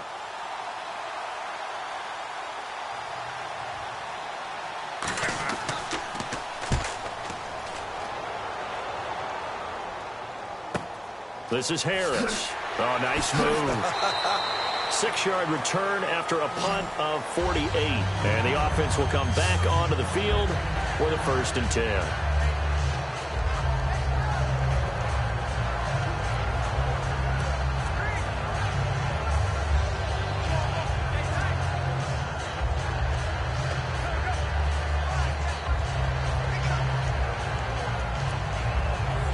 The Giants ready to come out now. And they're not going to play this conservative, I don't think. They had the field goal last time, and they're up, but they're looking to put a drive in the end zone. Oh, I agree with you totally. No one goes out on the field and says, all right, let's just settle for 3, except in certain situations, trying to ice a game, that sort of deal. Most of the time, it's end zone, and that's what you're thinking, and I believe that's exactly what they're thinking as they begin this one. Yeah, no quarterback ever goes out there saying, hey, let's get 3, right? Not one that I've ever met. I'm wondering if the same thing went through your mind as mine. When I see a big man like that make a catch, all I keep thinking to myself is, big man with football. Look out, everyone. He may not juke you a whole lot, right? He may not run past you because of his size. You're talking about a guy weighing in the 270 range. But, boy, once he gets his mitts on the ball, he's going to be tough to bring down. And here the hook up good to Victor Cruz. And with that last play, he's now up over that 300-yard mark. And in today's NFL, it almost feels routine. And I hate that when you talk about a 300-yard passing game.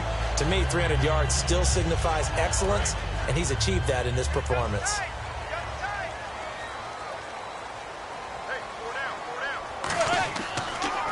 Now a handoff here to his running back. And unable to get downhill there as he'll take this up to about the 37. 2 yards on the carry there, and it'll be 2nd down. That's a good play by the guys on the defensive side of the ball. Held him to a gain of 2. And that changes the playbook a little bit now for the guy calling plays. 2nd and 8. Now he's got to probably think about going to the air instead of maybe staying with the ground game.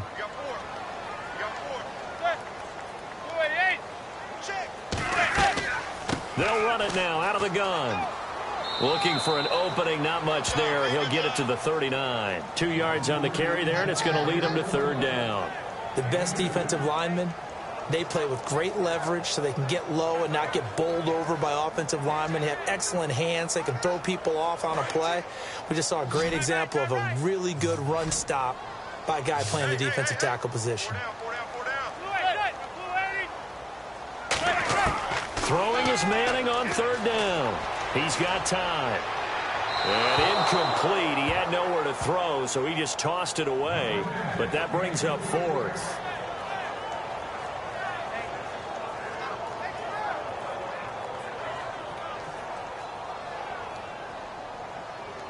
Here's Brad Wing now as he's on to punt for New York.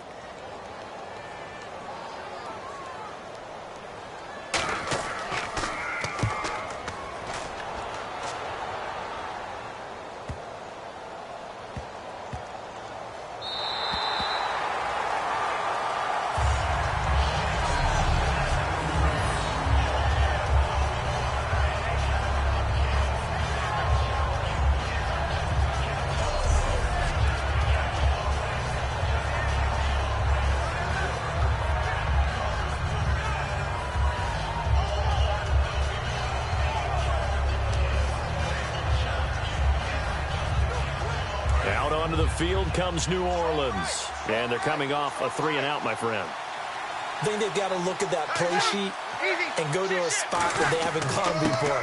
Time to shake things up a little bit to try and get this offense moving. Okay, so how do you do that? How do you shake things up? You look at what you've called before, realize it hasn't worked so well, else. and maybe you try and find one of those special plays from one of your better players, and maybe try and hit something big and get things going in the excitement area. Decent chunk of yardage still left here. 2nd and 7.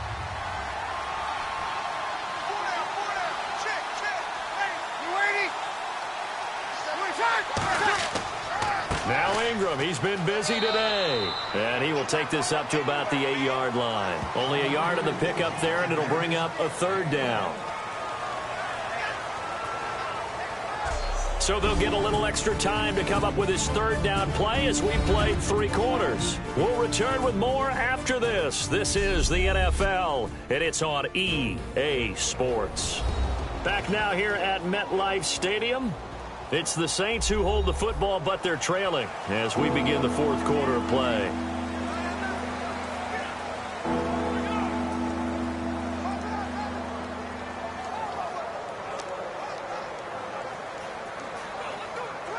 And the offense in that middle ground here on third down, 5 yards to go.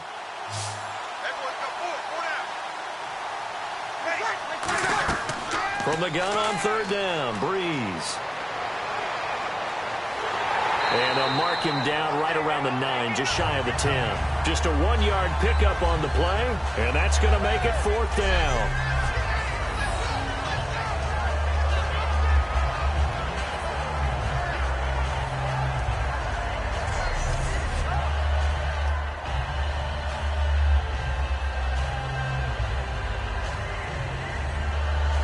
Here's Thomas Morstead now, as he's on for the 5th time here today.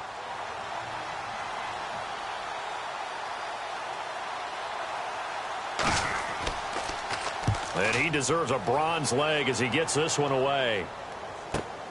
Fielded at the 33. A good return there, 17 yards. And possession will switch hands, 1st and 10.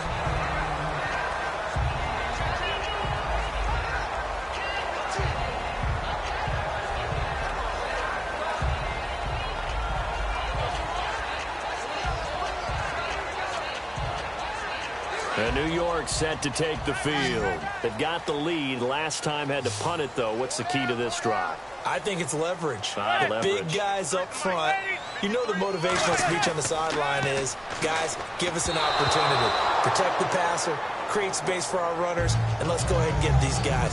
Low man wins. Let's go do it on this drive. We'll watch that leverage on this drive.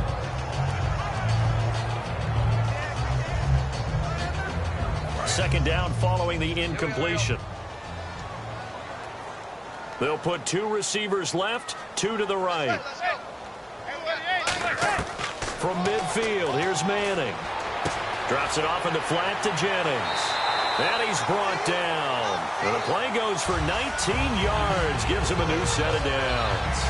He's played a great game. It continues right there, even with this lead. Confident to throw the pass and have the reception made. There's no doubt who the leader of their team is there? There's no doubt who they want to ride all the way to the finish. Because strategy would tell you, run the football, run the clock down. Instead, they're letting him throw it because they feel that confident in what he's getting done.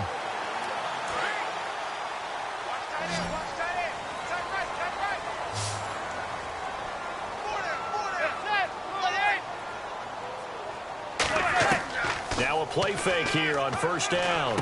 Hitting Donnell here, the tight end right side. And he's going to get this down near the 20-yard line.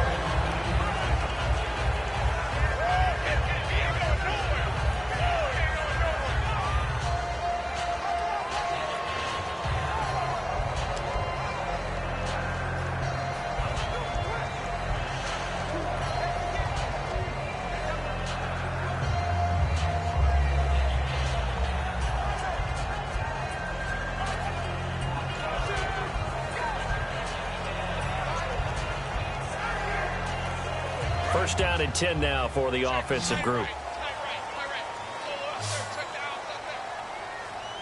They'll send Beckham alone to the left side. On first and 10, here's Manning. And that's going to be incomplete. They were trying to get it there to Sterling Shepard. And it'll be 2nd and 10. The out route's such a timing route that sometimes the guy throwing the ball just throws it almost blindly, just kind of counts on that timing winning. And in this case, the ball was batted away.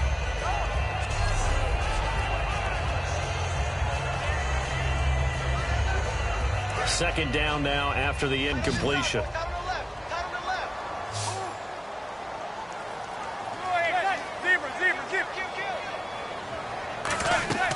They'll run it now out of the gun. And he'll at least get him inside the red zone here, down to about the 19. Just a couple on the pickup there, and now it's third down. And in this situation with the lead fourth quarter, they're liking keeping the ball on the ground, I'm sure. That's just smart football, but you know the defense has to know it as well. They've got to stop them here. So now we're going to see that loading the box in a big way. 6, 7, 8, 9, whatever it's going to take, puts a little bit more pressure on your big offensive line. Now Madden, and they're going to get him. He's sacked back around the 28. Bobby Richardson with a big-time sack on third down, and it'll be a loss of 7. Boy, he came in off the edge so quickly there. Look out, because that's exactly what it was being shouted by the offensive lineman to his quarterback, because he had no chance to block him.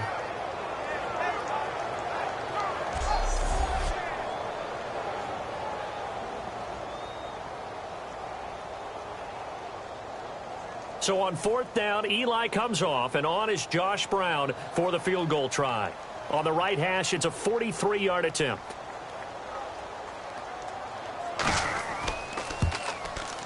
And Brown able to put it through, and that will stretch the lead up to 13.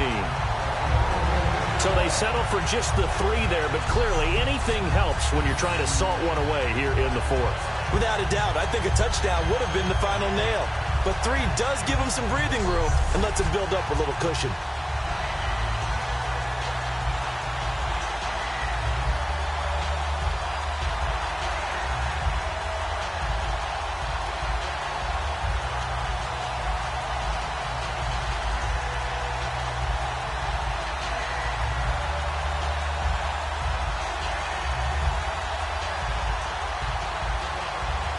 Now Brown, after the made field goal, gets set for the kickoff. This will be fielded at the 6. And a nice return sets him up pretty good here at the 30-yard line. The Giants defense getting ready to go here. They're just looking to duplicate what they did last time, force the 3 and out, and that led to a field goal. The only thing better, really, is creating a turnover. 3 and out, get off the field, feel good about yourself, turn the ball over to your offense, and they put the ball through the post with a field goal. They're probably pretty well rested after that 3 and out, too. One would think. That's how you get it done. Create the 3 and outs, get to the bench, get your rest, and hope your offense can control the game. Again, we'll see the pistol here. Breeze now on first down. Surveying the field. Left side and caught by Flainer. They'll get a couple yards on that one, and it'll make it a second down. I do have to admit, I like it when it all comes together. When the top part, catching the football, right, whether you're catching it with your hands or cradling it, comes together with the legs, in this case the feet, doing a little toe tap to stay in bounds and complete the catch. And a great job by our crew on the camera shot. Love when you see the grass or on the field turf, those rubber pellets flying up. Great catch. Finding time. He's going to find his running back. It's complete. It'll be a gain of 4, and that'll lead here to a third down. He felt the pressure coming there. That was a good job of just making something out of nothing, so to speak. Yeah, took the hit and still made the play. You know, when we talk about runners, all right, and on running plays, runs after contact, we call that getting dirty yards, tough, gritty ones. To me, that's like the version of a dirty pass. He knows he's going to get smacked, yet still delivers the football and picks up good yardage. Working from the gun, it's Breeze. He throws and he hits the slant route to Thomas. 18 yards there and a first down. And in a 2-score game, obviously, every play, every third down, like we saw there, magnified, big pickup. It was a huge pickup. What they really want, though, is to not even get to third down. They've got to maximize time and conserve as much as possible.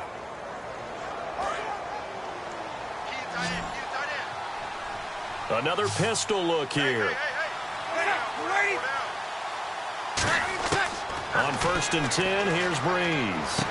And a quick throw here, that's complete. And he'll be brought down at the 45-yard line. It'll be a 2-yard gain, and that'll bring up second down. I know many people like to throw to the tight end, maybe in a little flexed out position because he creates mismatches with his size. The slot receivers do the same thing with their quickness, their speed, and their route running savvy.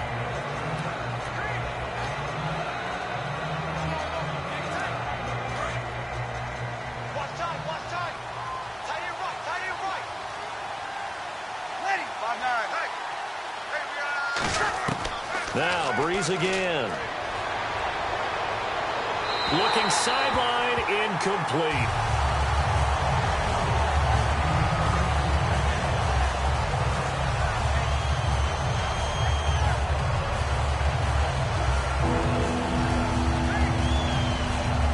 And the line to gain here is the 37 on third down. A nickelback added defensively as they look to stop this 3rd and 8. Now Breeze on third down.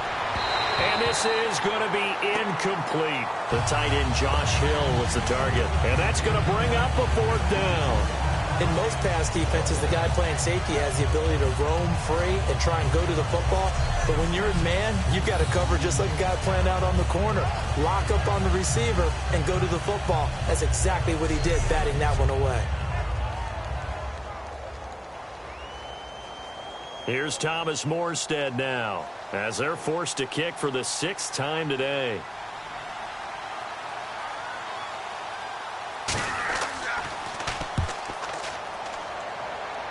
And this will carry out of bounds. Where are they going to spot it now? At about the 18-yard line, it looks like. And New York set to take the field.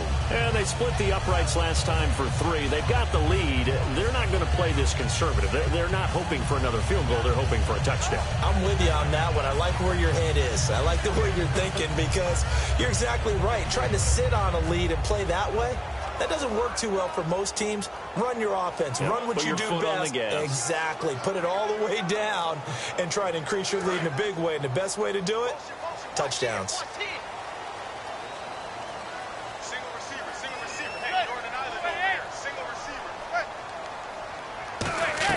They go play action here on 1st down. Hitting Donnell here, the tight end right side. Give him 10 yards on the pickup, and it'll be 2nd and very short. And defensively, they just don't seem to have much of an answer for this passing game. Not at all. Look at the confidence that's exhibited here. With that type of a lead, clock on their side, instead of running it, they're still throwing it, trying to pick up 1st downs and keeping the football.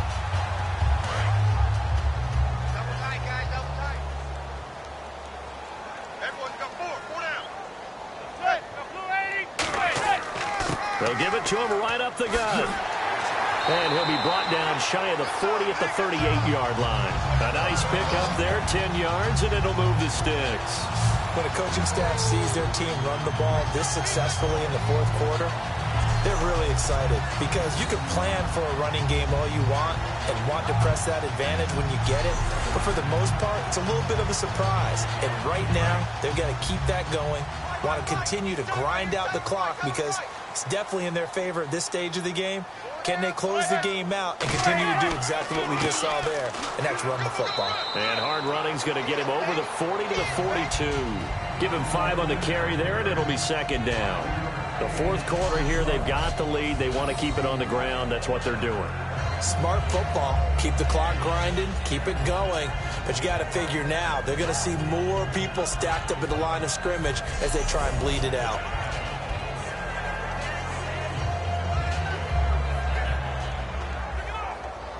Five yards left for the offense. It's 2nd down. 3 receivers to the left, 1 to the right. Manning to throw on 2nd down. Caught left side. It's Beckham. And he'll be brought down just shy of midfield at the 49-yard line. 7 yards there, good enough to move the sticks.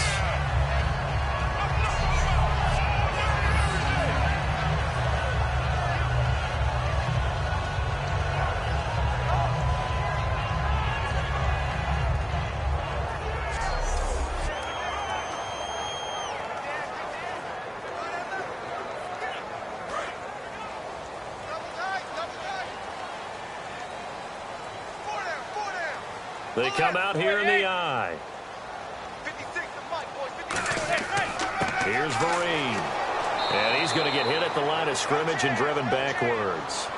Officially no gain on the play, and it's 2nd down. And if you're the defense and those D tackles, you like that they're trying to run the football here against your 4-3, don't you? Yeah, because they tend to eat things up because they are so strong and physical, and especially when they play with leverage where they get lower than the offensive lineman and control them. And what I love about the good defensive tackles, they can play over the guards, they can slide and play over the center. Nobody in the offense likes that day when they have to deal with those guys. And his throw's going to be incomplete.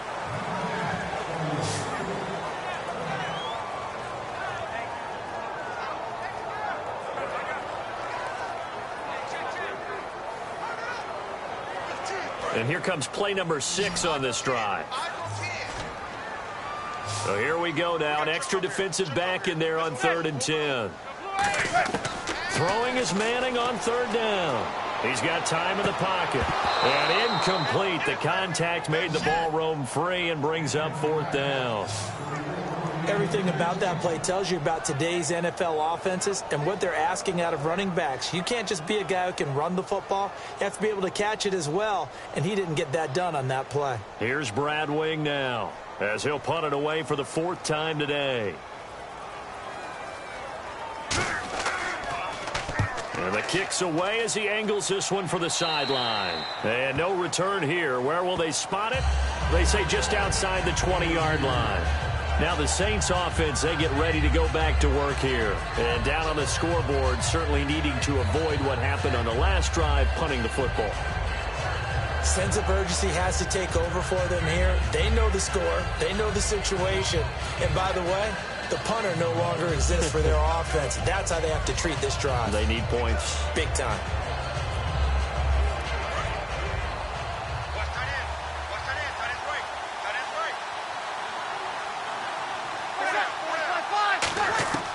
Breeze now on 1st down.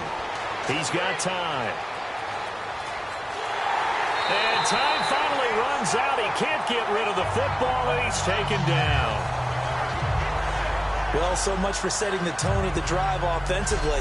Giving up a big sack that loses that kind of yardage, not a great start.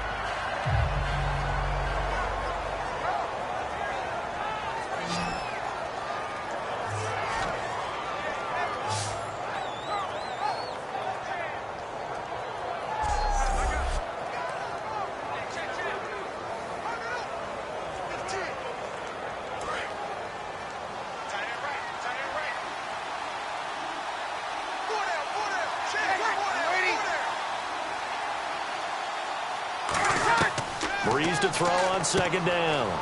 And he's got it over the middle. Fleener. And he's able to get up here to the 26. That one good for 14 yards. And it'll be 3rd down.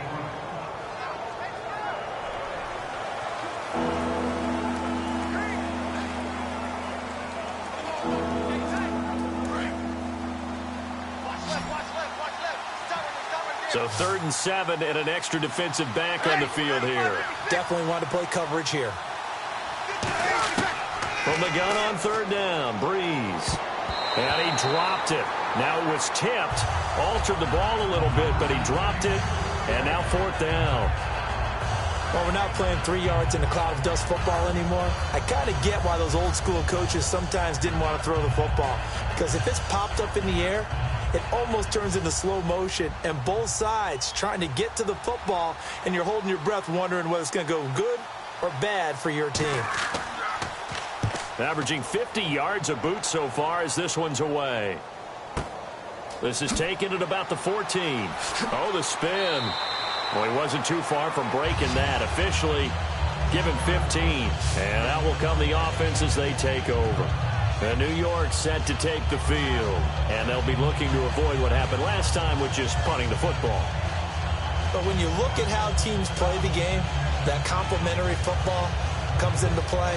How do I take care of my defense? How do I take care of my offense?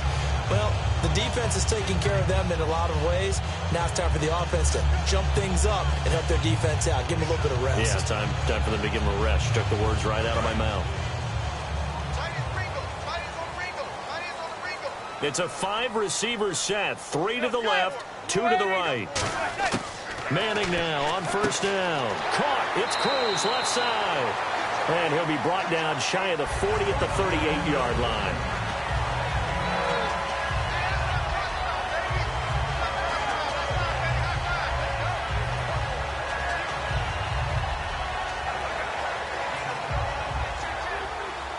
second down, they need less than a yard to pick up the first.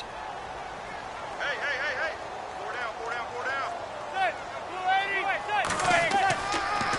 And they'll go with the ground attack here. And he is met at the line of scrimmage, and he goes down right there. He can muster only a yard there, and they'll be left with a third and very short.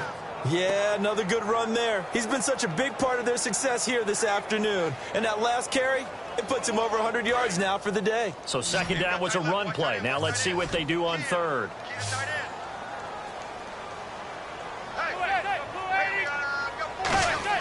Now Manning on the bootleg. Escapes the sack.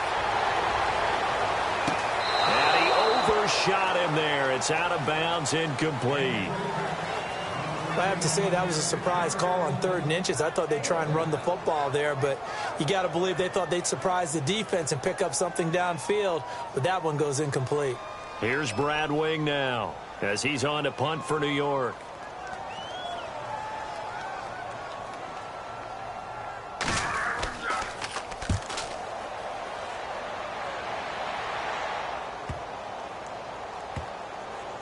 And a great job on special teams to down it, as this will be marked out inside the 5-yard line.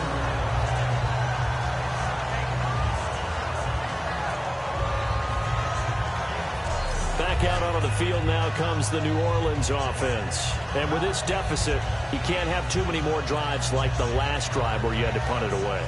You know what I would tell my offense right here? The punter doesn't exist, guys. He doesn't even exist. He's not a team anymore. I just cut it, all right? So you've got to go out and create some offense for us here and give us some points. No way does that guy get on the field on this drive. Poor punter. Yeah, it wasn't his fault. But, hey, listen, there's got to be casualties at times. We're trying to win a game.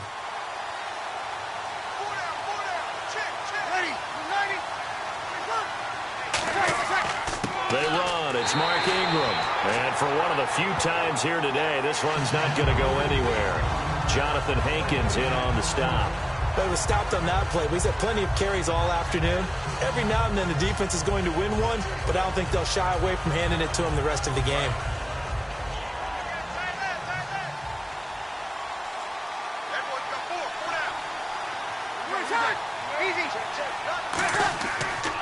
This is Ingram. And not much there as he gets it up to about the 5-yard line. He only got a couple on that one, so not a ton of help. They'll have a 3rd and 8 forthcoming.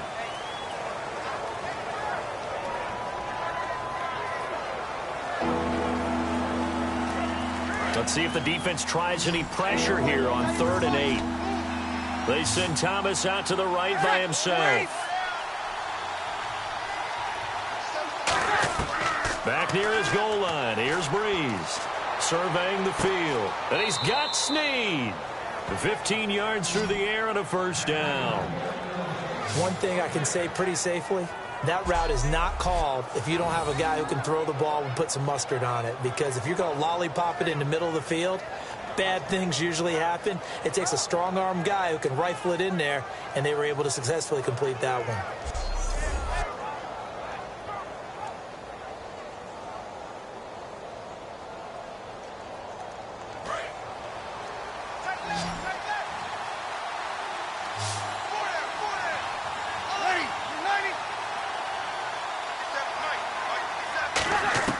On 1st and 10, here's Breeze.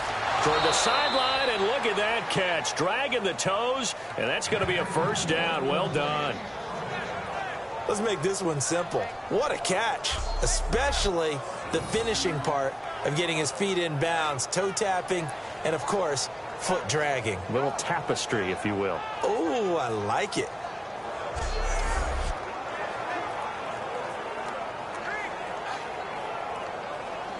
Fresh set of downs here. Hey, tight end right. Watch tight end.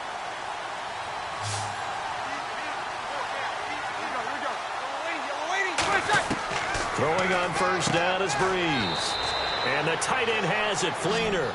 Give him 8 on the play, and that'll make this a second down. Seeing that play and understand just how tough it is to cover tight ends, especially the ones running around the NFL nowadays, Makes me glad I didn't make it in that league. I would have had a really difficult time. But now you get to sit up here with me. Yeah, and that's fun, isn't it? And what a really nice game right there on first down for them. Brings up a nice second down for them. They come up with one back. That's Ingram. Again, it's Breeze. Looking left sideline, but it's incomplete.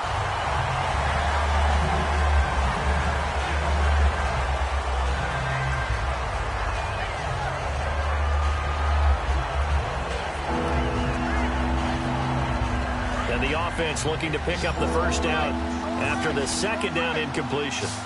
Looks like a nickel set here defensively on 3rd and 2. Yeah, maybe expecting a throw. Breeze looking to throw on 3rd and 2. He gets it to Brown, complete. It's a 9-yard gain, and it keeps the drive moving.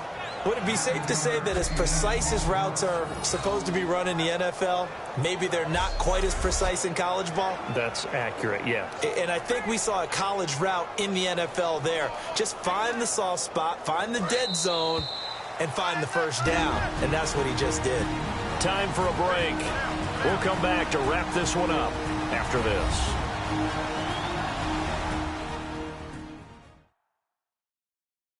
So it's Saints football as we get you reset. They've got a 1st and 10 as they search for a late score.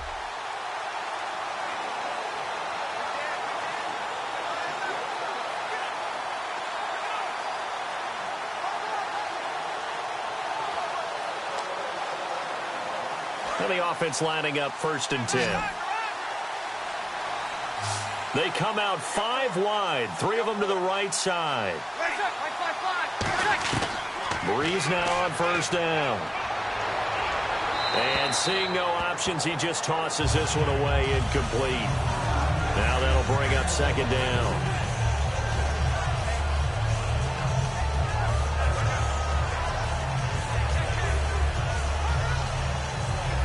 And the 8th play on this drive coming up. 1 receiver left, 2 to the right. Back to the air on 2nd down. It's Breeze. Finding time. And did he get the feet down? No. They'll say he did not. It's incomplete.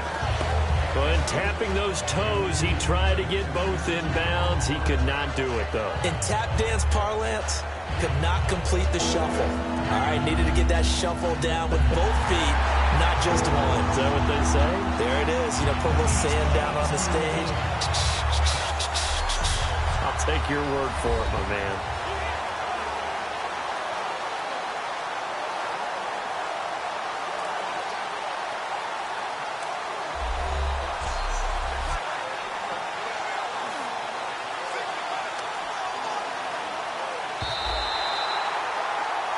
After reviewing the call, the running on the field is reversed. Partner, they're less than 2 minutes to go in the game, which means that this challenge was initiated by the fellows in New York. And if you're the coach, you're thinking, thank you, New York. So the offense has it 1st and 10. Thomas, the lone receiver, left. On 1st down, Breeze. Toward the sideline, and look at that catch. Dragging the toes, and that's going to be a 1st down. Well done. What's fun to watch is these college receivers transitioning into the NFL and how they grow as route runners. Because a lot of times now in the college game, the spread offenses, there aren't that many routes that they're actually running. Most of the time, they're just trying to find open space and present themselves to the quarterback as easy targets. But in the NFL, you've got to run the entire route tree, and you've got to run it well if you expect to get open. They send Thomas out to the right by himself. Breeze now on 1st down. And he just gets rid of it. Throws it away. A wise move there. Looked like nobody open. Now 2nd down.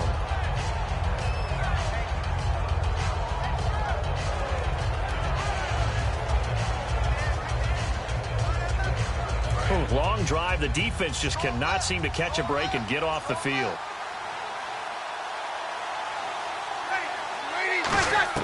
Breeze will try again on 2nd down. He's got time in the pocket. Toward the sideline, and look at that catch. Dragging the toes, and that's going to be a 1st down. Well done. He's been a busy man here in this one, and they're showing off some nice footwork to stay in bounds. And with those types of catches and the volume that we've seen in this game, wouldn't you keep him busy as well? I would. Of course. You got to keep throwing it to him. He keeps making plays. And now the offense operates in the red zone. They come up with one back. That's Ingram. Again, they'll throw with Breeze. He's got time. That's going to be caught at the 10-yard line. It'll be a pickup of just 2, and that'll make it 2nd and goal. And at his size, he's a smaller back. You can get him the football. He can kind of get lost, make someone miss. It's good for him. Yeah, it's great for him. I like what you said there. Sometimes he gets lost in the traffic a little bit, but get him out in the open field into some space. That plays to his strengths the best and keeps him out of it where all the big boys are. You know, make someone miss in the open field. To throw is Breeze. And they're going to get to him. A sack. Sack back at the 9-yard line. They got to have 6 here. It's 3rd and goal. And they're going to hurry back to the line now. Breeze now on 3rd and goal. And this is caught now for a late touchdown. So hold everything here. This one's not over yet. And they put it in the end zone, which was job 1. Now they have to convert. And then it's decision time, isn't it? Yeah, so this is what all teams go through. You look at the clock, you're inside 2 minutes, look at your timeouts, make that onside kick decision. Yeah, how do you feel about your defense, where you are in terms of the scoreboard and the time left on the clock? As you noted, so many things to go through.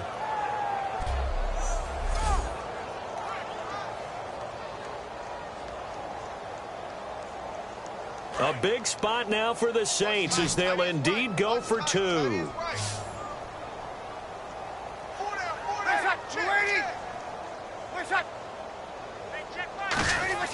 Breeze is going to throw. And they don't get it. They tried for the 2-point conversion there, but unsuccessful.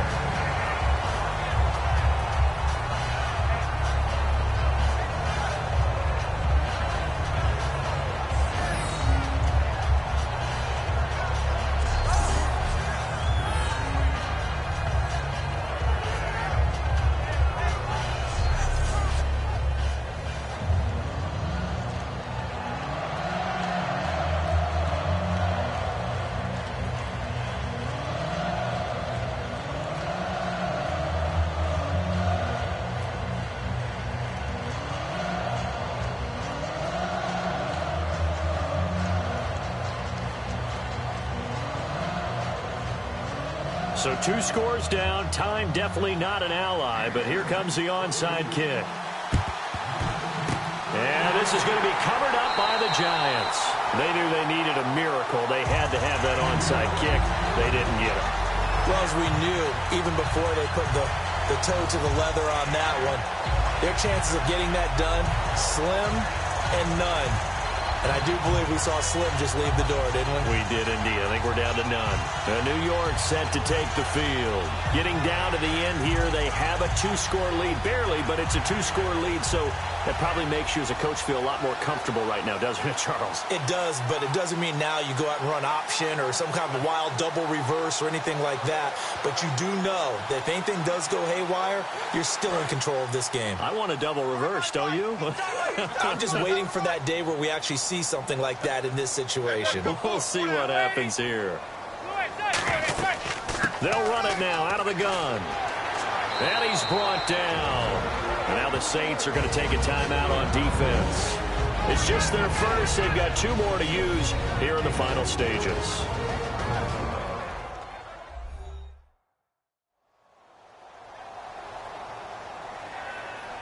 So the defense had a chance to catch their breath, and now they're back out and ready.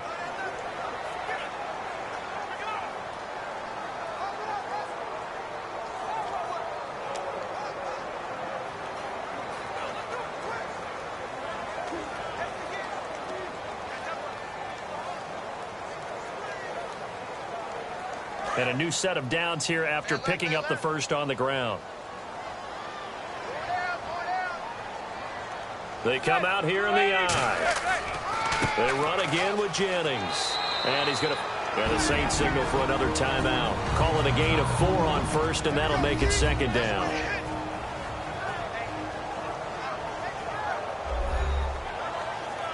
And now following that timeout, the defense back out onto the field.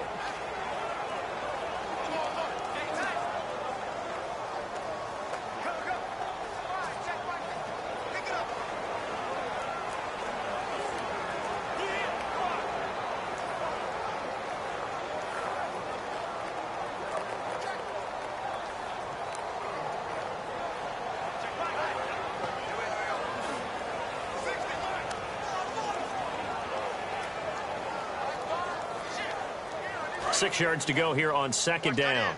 Watch that end. Tight end's right. Tight end's right. Zebra. They'll run it now out of the gun. And he's brought down. And a nice carry there of 15 yards. Now hang on here. Timeout called by the defense. It'll be their third and final timeout, so as they talk things over, we'll step aside. So a defensive timeout, chance to regather, regroup, and get set as we resume action.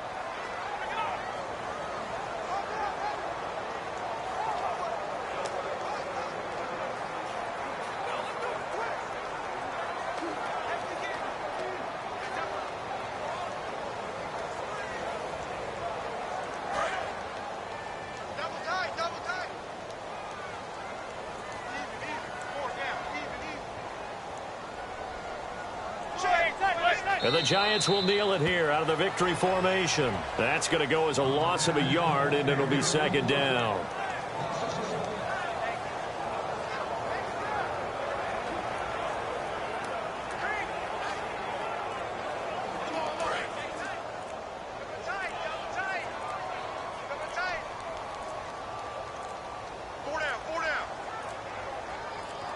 Manning will take a knee, and that should be the final act in this one. They'll lose a yard, and it brings up third.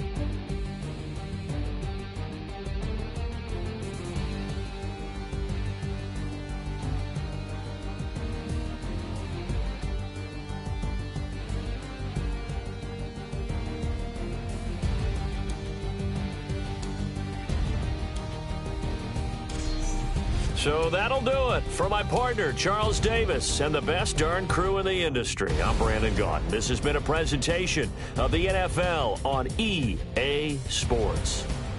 The Giants are winners as we say so long from MetLife Stadium.